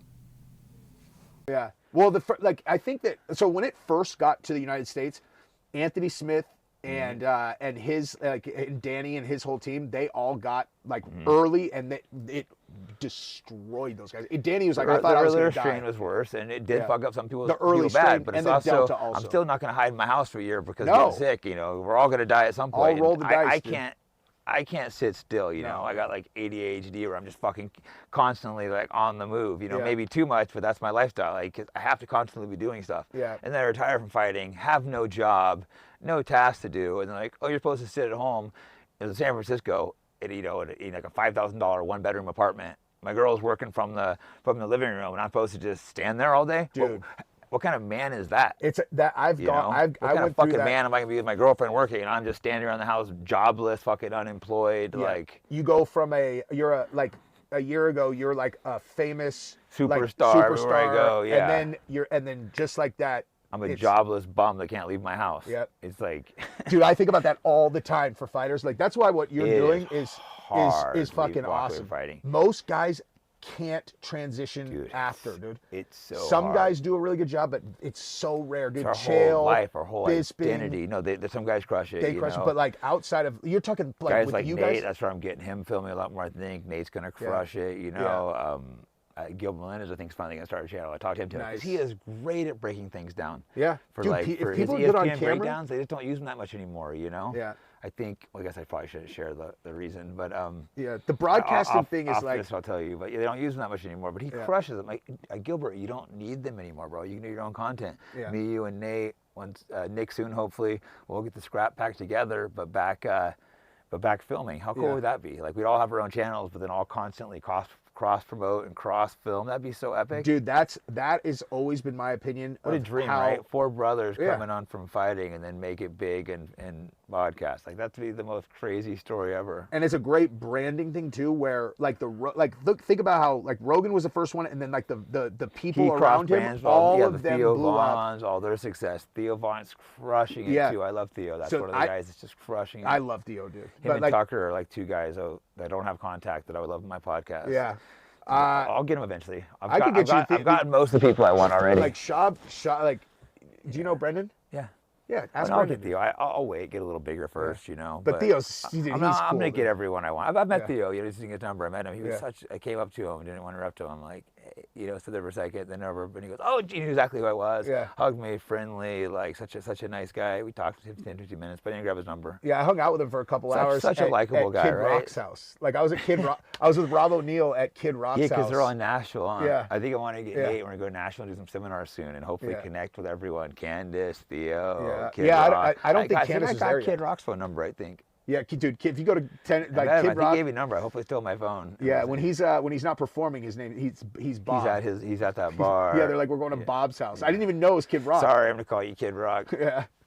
And no, we talked on the phone, but he was out of town, and like I was at his place, and the guy's like, "Hey, let's call. Let him know you're here." And we chatted for a while, and I should still have his phone number. Dude, you know who's the biggest badass is his fucking wife. His wife is such a savage. Like when I got there, I didn't really understand who was who, but she was wearing this like she's wearing this necklace, and it was like, okay, clearly that's got to be, you know, the one. But like, so I was actually talking to her, Theo, and someone else, and she was talking about how for like sometimes 6 weeks at a time, she goes up to their other cabin and she bow hunts for all of her food alone. What? A woman? By herself. Oh my she God, goes for 6 savage. weeks and fucking bow hunts all of her food. I was like, wait, like you do that by yourself? She's like, yeah. I'd be scared of my wife if I was him.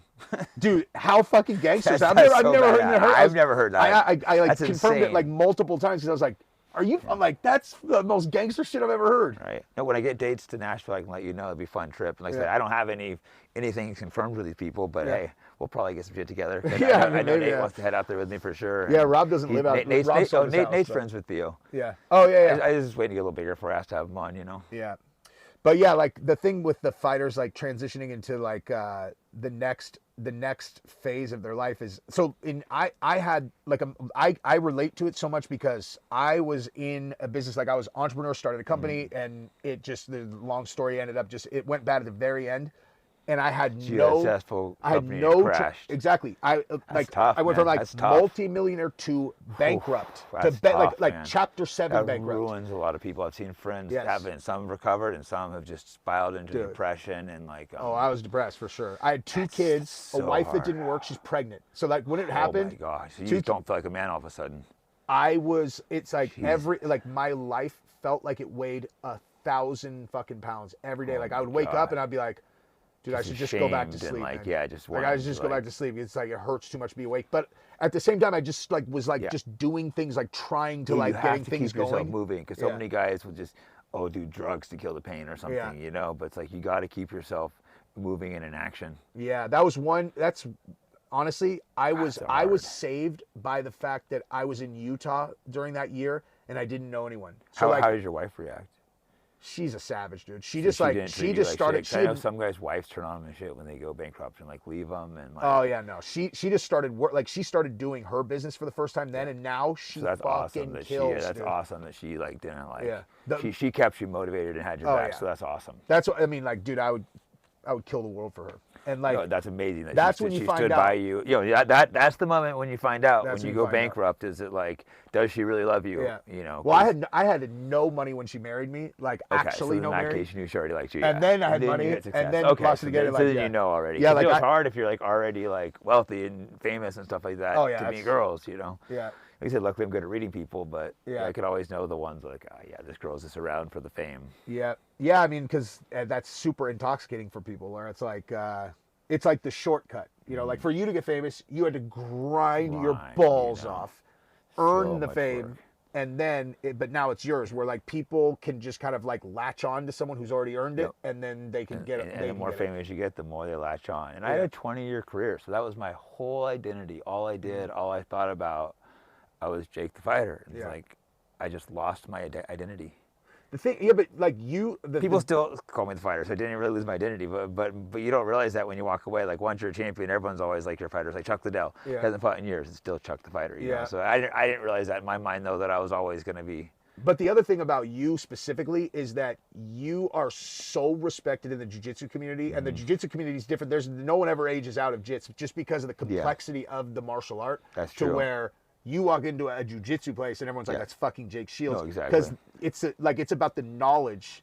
And anywhere around the world, by the way. Anywhere around so awesome. Exactly. The brotherhood I have. Yeah. I'll post a picture in a random country. My DMs will be full. Like you know, Peru. Doesn't matter where I am. You know, Asia. Oh, let me show you around. It's just like walking in a gym. It's just such an amazing brotherhood. And anyone that does jiu-jitsu can get it to an extent, not to the extent of me because of the high level, but like you can walk into a gym and just have a brotherhood. It doesn't matter what race you are. It doesn't have a... Somebody does a round with you, they're like, oh, he knows what he's doing. No, it's like there's zero racism in like fighting in jiu-jitsu because when someone's punching you in the face, you don't care if they're black. It's like if I got a Japanese dude trying to beat my ass. Like I used to fight in Japan. They used to have badass fighters out there. Unfortunately, they've fallen off, but you followed the sport for a while, right? You were the Japanese area.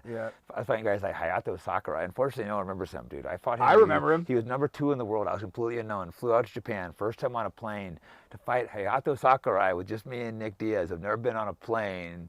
Oh, you've never been on a plane before? Neither of us had, bro. We were just these poor little kids. I went out there to fight. Actually, no, I had at that point. The first time I went to Japan, I don't think I had, but I had things flown to Hawaii to fight. So you're used to like driving to your like small events, and then this is the first time it's like you're gonna fight in a fucking stadium in Japan. Was that your first stadium fight? Yeah, mass stadium.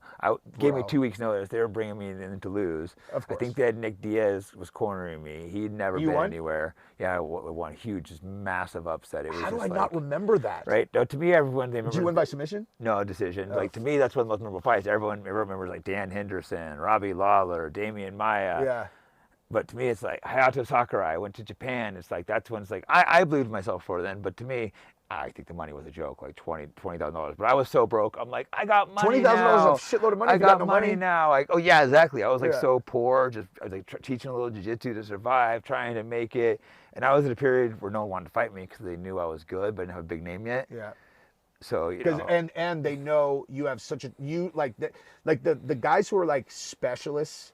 Mm-hmm. It's such a weird like dynamic because they think they have an advantage. You know, they're like, oh, if I can keep it standing, like I have this huge advantage. But then they know they're like, if he fucking grabs a hold of my leg, like I have no chance. That's why I can't win. That's why me and Damian Maia was such an interesting fight. He was, 5-time world champion jiu-jitsu before he's, a lot of people say he's the best grappler of all time. But then in MMA, and I go out there and just grappling match. You have to understand fighting to appreciate that fight, but it's just such an epic battle. I love watching. Like before I started doing jits, like however long ago, like I used to like when there were like all these like jiu-jitsu exchanges, I was always like, oh my god, punch each other. And now that I do jits, you have to understand it. I love watching me and Maia right at his prime, my prime, just such an epic battle with a guy with a great like that. People just don't like if beat Tyron Woodley right in his prime, like Lawler, like just. Henderson, crazy. The legends, dude. Yeah. No, I had like a 7-year streak where I didn't lose a fight. Imagine how that feels. That's you feel crazy. like a god, You're just like, I can't be beat. You're just fighting around, guys. Like, you get locked in a cage with another man who's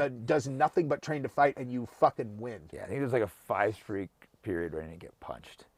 That's including crazy. like Lawler, are just great. What was your technique to close the distance and grab off like these guys who were like strikers? Did you have this? Did you do something? Really good jab, really good left liver kick, and then you jump in, and then you do like with Lawler. It's weird. You watch the announcing. It was Frank Shamrock who hated me. He's acting like I'm getting smoked with my feet, but I'm picking him apart with my feet. Yeah. He clinched with me because I hit him with I kicked him with a liver kick and I hurt him because these are all the things you feel when you're in there. So to me, I'm like, oh yeah, I just dominated the stand up, and then Lawler forced the clinch. And that's why I hit this beautiful jumping flying guillotine. And submitted him, dude. Paul Daly. That guy's got a fucking power. Nuclear fucking right hand. Yeah, watch Diaz versus Paul Daly. That's my favorite one. I love that fight. It's my favorite one-round fight of all time. You know, like I just love how Nick fought in that period. Nick fought was fucking. Nick's an absolute legend, just an absolute legend. That guy, bro. I love Nick so much. He's such a legend. We're literally like brothers. This is like this brotherhood, because we all came up really poor together with like no other options.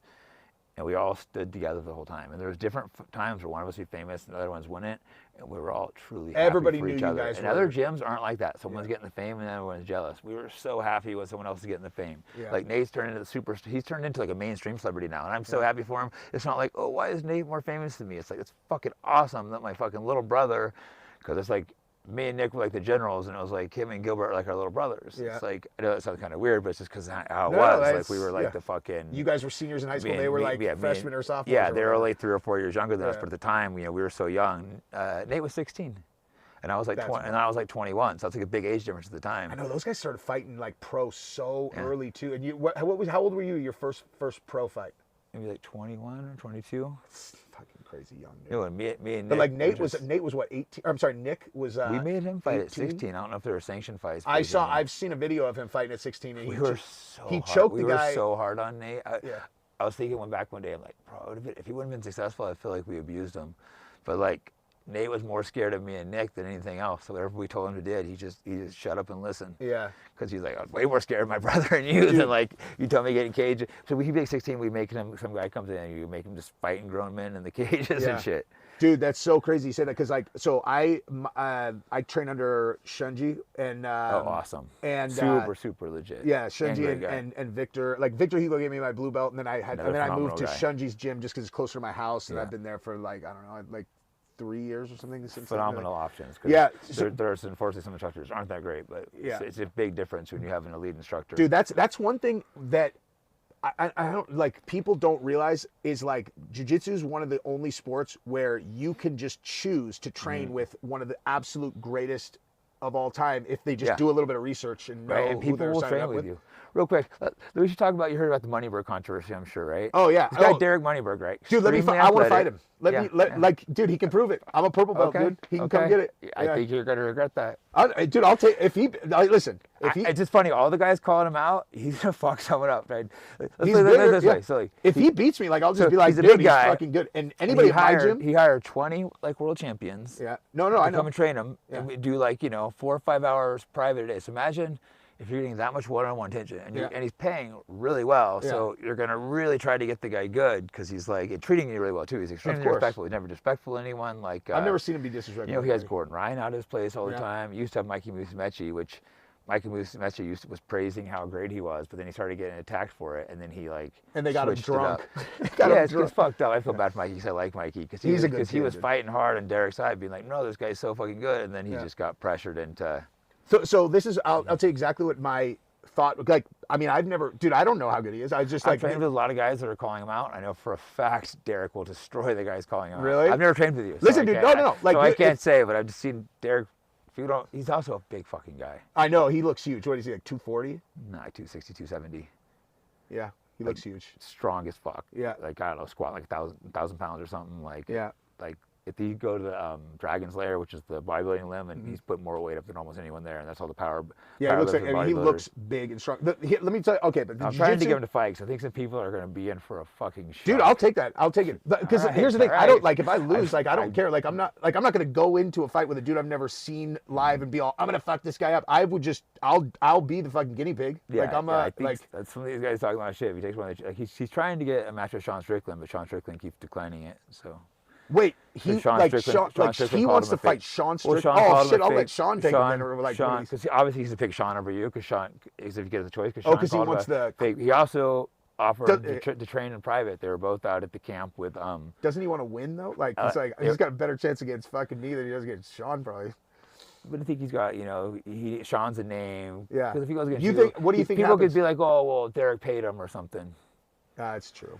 So that's a dilemma of him going against a no-name guy. He has to go get someone with a name, know. Everyone's gonna, even if he's Sean, they'll probably say he paid him. Yeah, because normally, they were at this training camp together. He goes, "You're talking shit about how we go to the gym and train right now." And Sean didn't show up. So if I called someone a fake black belt and they asked me to train with him, I would go train with him. That's the thing is why, like, if I was him, that's all I would be doing. It's like, okay, I'm a fake black belt. Like, let's record it and like see how you do. Well, people say put videos out, but you can't put videos out of like world champions and stuff if he's doing well. Like that's like I'll tell you. So he's in kind of a bind. Yeah. You go to random gyms, I guess, and roll people, but you can't like you can't like go and take like your world champions and take your good moments and like put those online. That would be like disrespectful. Correct. Here I'll tell you exactly what my thought process on it is without knowing how good he actually is like, so if the positioning that is like the reason he's a black belt, why he's so legit, is because he's had a lot of one-on-one attention from many 20 different world champions. Like you're gonna get all their best pieces. I would say that it wouldn't matter though, because he doesn't spar. Like how does he gain the muscle memory to be able to like implement it? Because like you could tell me like I remember he does spar. That's completely not true. He spars. Yeah, like all like the top pros that go in there. But that's what I'm saying. He's going against like guys like me, you Glover, guys. Yeah, but you guys will beat everybody. Literally going against the best in the world, like all the time. Guys, and they're just giving him like the right feedback. I take black belts, regular black belt. To me, I'm gonna tap out like just over and over. I know. That's my point. That's what I'm telling you. This guy is a lot better than most black belts. Oh, really? Yeah, way better than most black belts. Not even close. It's like, it's just so. What is he, some laughable. kind of fucking freak? How'd he get so good? Like, he's surprisingly athletic, which shocked me because he doesn't look that athletic, and he's like highly intelligent. And you're spending that. Let's look this way. Let's say me and you both say we're gonna get good at tennis. You know. Yeah. And I spend $50 million and hire the best coaches in the world and spend 3 or 4 hours. And you go to some random tennis thing, 3 times a week. Who's gonna get better?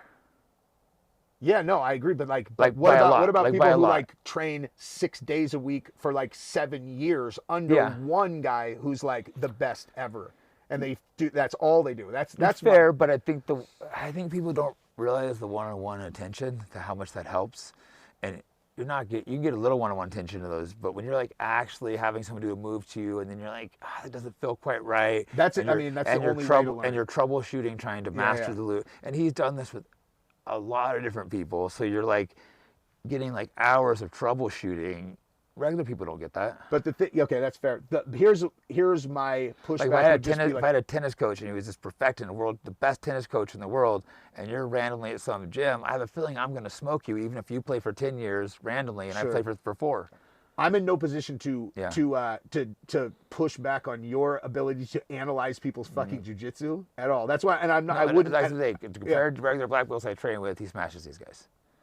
See, yeah, because like that's honestly, I had this conversation with a couple guys. To me, it's like the biggest controversy, but everyone that trains with him is like even Gordon Ryan. They asked him. Gordon Ryan goes like, I don't know. I think most black belts suck really bad. But that's exactly what I was going to say. But then Gordon Ryan goes, but he goes compared to regular black belt, he's better. So like for you guys, this is like what most people don't understand about jiu-jitsu is like it's. To your point about having elite coaching and versus like another martial arts, like, so you can like a person who learns how to, do Muay Thai, learn how to properly throw a round kick, they know, like, and all those things, like there's only so much you can teach a person, and then they just have to practice and figure out timing and space.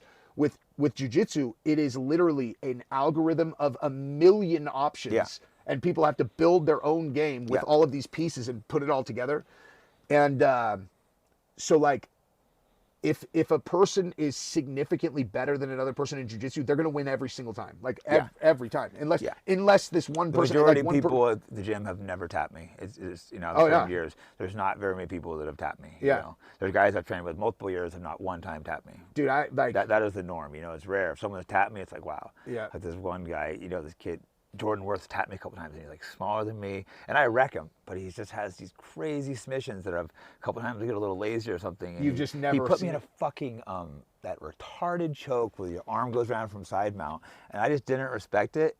What's that choke called? The buggy choke. I was just gonna say, dude, I had a white belt threw me in a buggy choke the other day. He's my friend. I almost kicked his ass after he did that. Dude, like, this motherfucker just buggy choked me. This is like so humiliating. I mean, it was just in training, but still, it's like it comes out of nowhere because no one had ever done it. Like this white belt kid, this Japanese guy at my gym. I smashed this kid obviously, but I felt it, and I'm like, and I'd felt it before because Philippe. Most guys aren't good at those. Yeah, Philippe Costa. Just laugh at it. He just fought world number. He got third at ADCC. Oh, nice. Anyway, but he's the only person I'd ever felt put a buggy on me. Now he could submit me any way he wants. But I had felt it though before. Not a serious move. Yeah, and so when I was on this guy and I felt it, I'm like, okay, what the fuck is going on? Is he trying to buggy choke me? So I threw an elbow into his throat and then broke out of it. That's what I do. But for some reason, If they catch it in put too my hard. knee on their face, because it's kind of disrespectful. I feel like trying to buggy choke me. Yeah. So like sometimes I'll grind my knee in people's face really hard, make them let go. He told but me for some that, reason I couldn't get it on his face, and I was just so pissed after. Yeah. I wanted to punch him, but then I had to like, all right, relax, having a good relax. buggy though, people don't see it coming because like you're inside control. You don't think that you're in any danger. Everyone with it for a second. It was funny, but it wasn't funny when he got me. I'm gonna fuck him up. Yeah. I'm getting mad thinking about it, little fucker. He's good though. Yeah. Once you know someone has it, then it's like you're aware of it. Yeah, then I get with it. But they'll catch you. People don't. If you don't, like, it's so rare. You have to be so flexible. It seems like that. Like Yeah. It's I've never. It's popular right now. People have been hitting it again, but it's the most. I fucking hate it. Well, after Craig did it to Chael twice, like I talked to Chael about that, and I was like, I just was like, that whole thing was fucking awesome. And then I asked him about. He's like, dude, he's like, I actually don't think that Craig even meant to put me to sleep. He's like, it's the craziest feeling. He's like, because it's like a gentle. He's like, it's almost like gentle, and then you're just out. No, it's like never had any trouble with that. That's happened when the guy had me. I'm like, oh, this isn't gonna work. And then I started feeling fading, and I tried to get my knee in his face, and I couldn't. I thought about picking him up and slamming him, but I didn't. I thought about sitting up and trying to like spike his head, but I'm like, it was jiu-jitsu, so I didn't do that. Yeah. It's weird how like if you get caught in something that like you're not used to being caught in, like so I was fighting in a tournament one time, and I was fighting against this dude who was like 6'5", and he was just super skinny, and I was in a high knee shield half guard, and I fight out of that position all the time. And all of a sudden I started seeing stars. I was like, what the fuck is going on? And I was like, I couldn't figure out what was going on. And then I was like about to go out, and so I tapped, and I was so embarrassed. Like I was just like, what the fuck just happened? Dude, he like Darced me. I still like, you'd have to see the video, but it was because he was so tall. Both the long arms. Yeah, I thought I was completely safe, and he was choking me, and I like didn't even realize it. It was like there was this guy that trained at John Donahier's in New York. I think it's still going. Trained Donahier's in New York.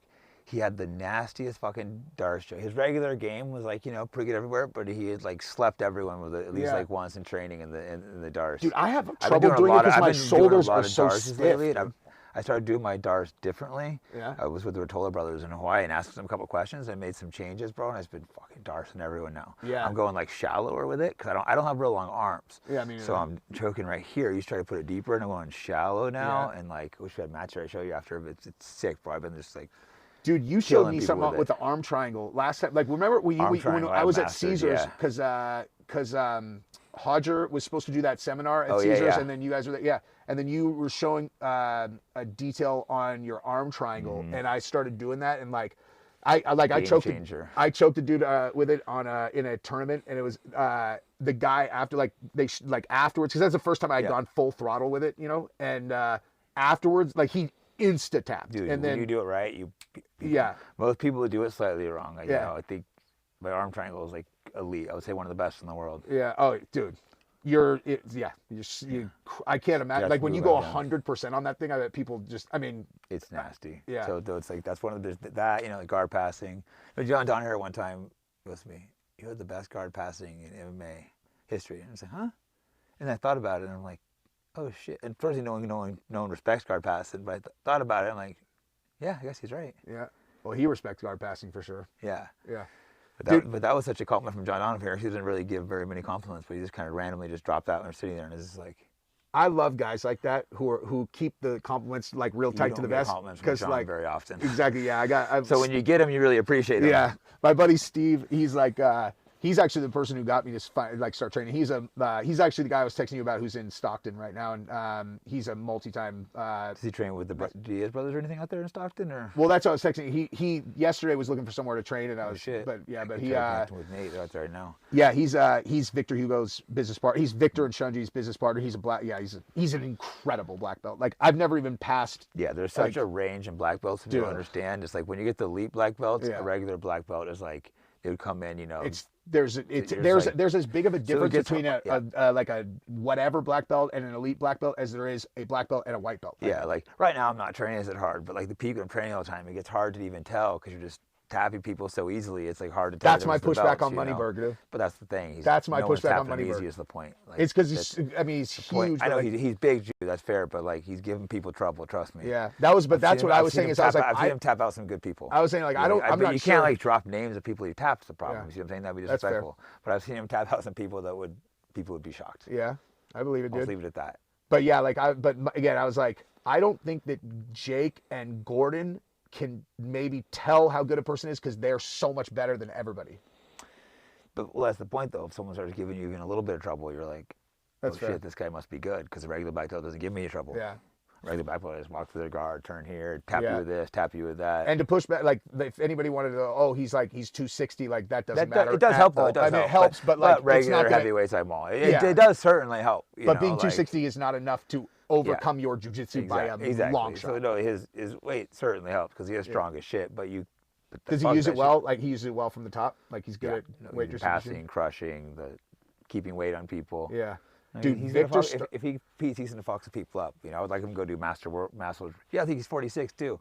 I would love to see him go to Masters World. That would shut everyone. If he won Masters, if he won fucking World Masters, everyone would be like then. I think there's a good shot he'd win it. He would need to bring up the intensity of his cardio training. That's one thing. He doesn't do a ton of cardio, but he's like a businessman. So we do, a few rounds. But if we put him like on aerodynes, did longer, intense rounds. I literally said to Gabriel, I would be surprised if he didn't win it. Would be my opinion. Before we came out here, and I was like, I'm gonna tell Jake I'll do a round, and I was like, I said to Gabriel, I was like, maybe I'll see if next year he could do it. There's the rare phenom that drops in Masters World. I'm saying, for the most part, I think he's gonna run through those guys. Dude, if he won World Masters, that would be so because everybody would have to eat shit, dude. Yeah. Everybody in the entire jiu-jitsu community. Well, honestly, if he went to World Masters, not everyone, because a lot of people, everyone that trains with him has said, yeah, he's good. Yeah. But if he won World Masters, though, like that would be the biggest flex fucking ever. After everybody talks shit, if he ran through everybody, that would be be like, okay, fuck, that's gangster, dude. No, that would be pretty. Yeah. The only shitty part is he's never competed, so now you have to worry about like all this pressure in your very first competition. But I think he can do it. Especially if cardio is an issue, then he would probably gas out real fast. Well, he's stubborn. He would give him training hard for it. But he has lots of explosive muscles. So those people fatigue faster. I have that. Because there's the fast twitch versus slow twitch. People with more slow twitch have better cardio. Yes, I have I have the fast twitch cardio. So you have to work your cardio harder. But you have the advantage. You can pick people up and dip them real quick. And explode into things. Exactly. You have to just learn to like pace yourself differently. I try to use literally zero speed or strength ever when I'm training, and then I only use it if I'm like in trouble and I need to escape or an immediate move to relax and when to burst. Exactly. And that's what I've been teaching Derek. When to relax, when to burst. Yeah. And he's big enough where he can relax. And like I think one great way is aerodyne bike, especially for bigger guys, like 15-second sprints, 15-second stop, 15-second sprints, or you do like 30, stuff like that, just to get you those go stop, that like type of conditioning. Yeah, and like especially like Shunji and Victor, they look like they are operating at 15% all the time. Like they're just so experienced, so relaxed, fucking good. And Shunji feels like he weighs 7,000 pounds on top. I don't understand how he is able to distribute his weight so effectively. Like I watch, I know he's like top 10 ever, No, he's phenomenal. I've trained to both of them. They're phenomenal. People say to me, they're like, wait, what do you weigh? You feel like you're like 300 pounds. He really does, dude. And he feels completely immovable. Like, dude, no one is more immovable than him. Because you get into a position and it's like, okay, my defensive jiu-jitsu is much better than my offensive, and so like I'm really good at like, okay, I'm in trouble. Keep your elbows tight. And then like being able to like frame, make myself stiff. Elite guy, he'll find how to get your elbow still, right? That's the elite guys. They find those. They force it. Yeah. When you're like, oh, I'm good at it. Like, that's fuck, one thing I do use explosive out of it is I'll feel when they're working that, and I'll lull them to sleep, and then yank it out. Part of jiu-jitsu is learning what your attributes are. And like. Everyone, being a coach, you have to learn. You can't coach everyone the same either. You got to like look at everyone's attributes. They're tall, their leg length, their leg strength, their explosiveness.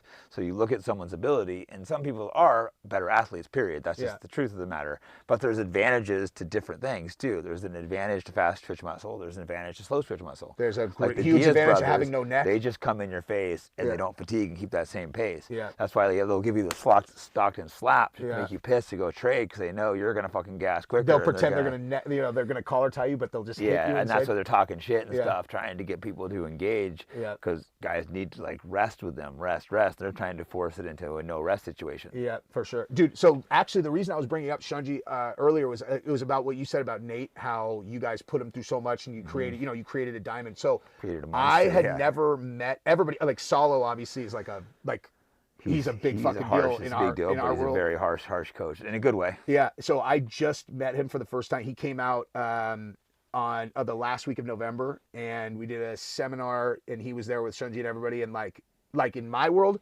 Shunji is the fucking man, dude. And it was when Salo came in, it was crazy. I was like, oh, it's weird seeing a change up like that, right? Yeah, just instantly, like the whole dynamic. I was like, oh wow, because you only see him as the leader, blah blah. Yeah.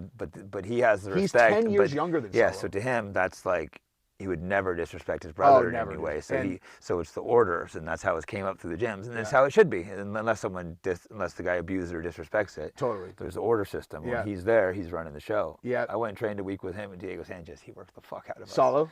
Yeah, but it's like you're not going to say no, and he's like, dude, he's great instructor. He's incredible, and he said, but like there was a moment where he said he looked at the school because our academy is doing very well. Like Steve and Victor and Shunji, anyway, whatever. But like, and he was like, he looked at Shunji, and he's like, you fucking did it. And it just like, man, like you could just see like that was a really big deal. I was so happy I went. I was like, fuck, I'm so glad that I saw that. But Salo, like, I told Steve afterwards, I'm like, that is the first time I've ever been in the room with someone that I am certain was born to lead hundreds of thousands of men into battle. Yeah, into born in the wrong death. generation, right? Should have been like leading an army to fucking war. Honestly, dude, like that, like you see those, like you see Maximus in a movie, but I've never been in a room where I'm like, that's what this dude is born for. No, he's a savage. He's born for that. Like, no, I remember training him that week, and he worked the fuck out of me in Diego. He's amazing. But I liked it, I liked someone being like, oh, he's taking the coaching role, because I was usually stuck coaching, leading, stuck being like, like you said, you're used to only seeing Sanji in leading role. That's why I'm used to only being, I show up to his gym and he's taking over, telling me what to do. I liked it, you know. Yeah. Some guys are like, oh, I'm used to only leading, but to me it's like, okay, I'll sit back and take the role. I'm in his gym, let him tell me what to do. Yeah. And he fucking showed us great shit and worked the hell out of us. That's awesome, dude. Yeah, Shunji talks about that sometimes with me, like just in that like when he's like, if he's trying to like train for like an event, he wants to be able to be in class and people not treat him like, like he just wants to take class. Yeah. And I just make sure I never ask him shit when he's doing that, like ever. That makes sense, because you don't want to like, be asking when you're like, he wants. Sometimes like after class is the best time, Guys like, I was training in New York with Gordon Ryan, John Donner here for a couple years and stuff. Everyone always talks shit about, Gordon Ryan. But I've seen him spend so much time with people after class for free. He seems stuff, like a really good dude. I haven't met him. Dude, he's gone out of his way to be a good friend in every way possible, like way above and beyond the things that are needed, Yeah. So when people talk shit about Gordon, it pisses me off. He plays the fight game. He likes playing the villain. He just likes being the villain, but he's like if you have no brand in the just in not just jiu-jitsu or the UFC, anything, it's like you got to have something where people remember you. That's all it is. Yeah. And if they can bring up an emotion, from people, and like with Gordon, they're either going to hate him or they're going to love him. Exactly, but it's an emotion. It's an emotion either way. Yep. Yeah. Yeah, his academy. Being hated is not bad if you're in combat sports. Being hated is great. Gordon likes playing the villain role. So it's funny, as Maki Musi Mechi goes, I don't get it, I try to be liked, and I get the same amount of haters as Gordon. He tries to be unliked. I'm like, maybe that's the kind of the point. Just be yourself. Yeah, you don't need to worry about Gordon tries to play the villain. You try to play the hero. Who doesn't like Mikey? Like, I mean, like... Weird, right? That's what I go. I'm like, really? I didn't know Mikey had all these haters. But that's what he was telling me. And it's like, you can tell it actually bothers him, though. I think he's getting a little better at it. Dude, you got, like, if you don't have haters... in fighting or in our game, like if you do what we do and you don't have haters, you don't matter. Yeah, no. So like me and Gordon, it doesn't bother her at all, but it like bothers Mikey a lot. Yeah, I try to have like. I felt bad though talking to him. I'm like, bro, maybe you just stop going and looking online, the forums, if it like bothers you. Yeah, so bad. dude. He is so talented. Like, how does he have haters? Like you said, he's the nicest guy in the world. Maybe a little. Just just say it. I think it's kind of. No, he said it after his last win. He's like, I want to thank Tylenol. He's like, this is like the Tylenol autism thing. He's like, kind of obvious that he's a little autistic, but I like the guy. He's so likable, It's like, it's just like we got in a little argument for a second with him. We thankfully he called and we worked it out. And had him on my podcast, and he's just, dude, he is talented. Yeah. You'll never hear anyone who trained with Mikey say he's not talented. Dude. Like, that guy is fucking good. It's crazy how, like, and that's the other thing. I'm way bigger than him. I remember training with him, thinking that one he was still mostly gi. I'm like, oh, I'm gonna wreck this little fuck, and I couldn't fucking pass his guard. Really, dude, it's like his guard is like unfucking passable, dude. And I pass everyone's fucking guard. Yeah. I'm like, how is this little fucker not letting me pass his guard? I was so mad. Does he? And he's throwing submissions at me, and I'm having to respect him. And he's so that's what he's doing. Is he's like you move here and he attacks something, so you have to back off, or like, because he doesn't look like a hard frame guy. I can always step past the leg. I could not step past his first leg, and then I forced a half guard. I just could not force the half guard on Mikey. It was just like his feet are like he's super flexible. He's got 4 hands and the small legs and the dexterity of if you had elbows, a different story, obviously. But like the fact that I couldn't do anything to him was just like, and I'm way bigger. I'm like, holy fuck, you know? Yeah. He was known as the gi guy at the time, but he was phenomenal no-gi already. Yeah. I wish he'd have gone to ADCC. I know they didn't have his weight class with his argument, but I think he would have won it at the weight above. He's that talented. Yeah. Yeah, especially because if he can attack, like do any of the leg attacks, it's like his leg locks are phenomenal. Yeah, I went back to leg lock him because I'm like, all right. At first, I wasn't leg lock, so I thought like it was kind of cheating because he's a gi guy. But then he started countering leg locks back at me, and that just really surprised me. So I'm like, all right, we'll come back and talk. I didn't expect Mikey to start counter leg locking with me. We were leg lock battling. I thought it was okay. I'm just gonna tap and release you to the leg lock. Yeah. Yeah, Shunji, if I ever drop attack like a leg against someone who's like a lower rank than me, he's like, what, you couldn't pass their guard? He's like, it's fucking right there. I just grabbed it, dude. No, guard passing's so underrated though. The new generation's pulled away from guard passing, and that's fighting and everything. It's jiu-jitsu, and now they just want to sit back on their ass for leg locks. And I'm not anti-leg lock, don't get me wrong, but I think they've been like over pushed, overutilized. Mm-hmm. The thing that I really like leg locks for though is if someone sweeps, there's a bunch of times where I get swept and I immediately attack their leg, and then I'll either muscle sweep them back or no, that's great. I use bottoms more, but I'll sit back from the top occasionally, but it's just not. I would prefer to pass. Yeah. Especially now, people have gotten a lot better defending them. There was a while. What are your most what's your favorite way to pass guard, or favorite 2-3? Like I forced a half guard, and then I have then you just crush the face or head outside. I do both ways, so between the two. But I'm always trying to force the half guard. I have a ton of ways of doing that. Yeah. If they won't open close guard, I'll stand up and break it. Yeah. But usually people open, and when they open, I find that moment and right away catch the foot. And then just step over. Reach back, which I say you're not supposed to do. Reach back, catch the foot, because I'm aware of what I'm doing. You can break the rules when you're aware of what you're doing. I reach back to grab the foot, and then if they go for it, I'll stack pass them. Exactly, because reaching back to pass the foot, as long as you know what you're doing, is not wrong at all. Yeah, if they throw up a triangle, that's fine. I'll stack pass you. Yeah. Did you go to the Worlds while you're out here? I think I'm gonna head after this interview. I think I'm gonna head over there. What time does that go till? I have no idea. I don't, dude. Honestly, we got guys from my gym that are. I know. I was planning on heading over right now. We'll wrap this up next couple minutes. I think we've gone for kind of a while, over 2 hours. So it was just flowing. Yeah. Anything else to hit before we wrap? No, man. This is fun. Charlie Kirk. Yeah, we'll do it again. Yeah. We'll fucking. You can do it anytime you want. Perfect. Where are you living at? You're California, right? Austin. Wait. Austin. Oh, you're in Austin. Yeah. Oh, I'm out there sometimes. Yeah.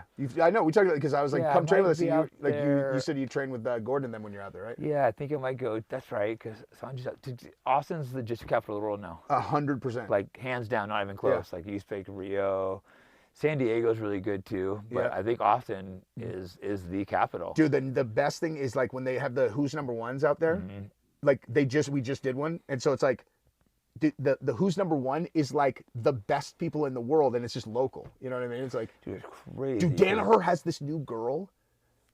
She is so fucking good, and after she smashed the shit out of this girl, someone was her great grandma was sitting in front of me. I'm like, her great grandma. I'm like, how old is she? She's 13. Oh my god! And she's training with Helena every day. I thought you were talking about Helena when you said John has this great girl. So a new one. She's 13 years old.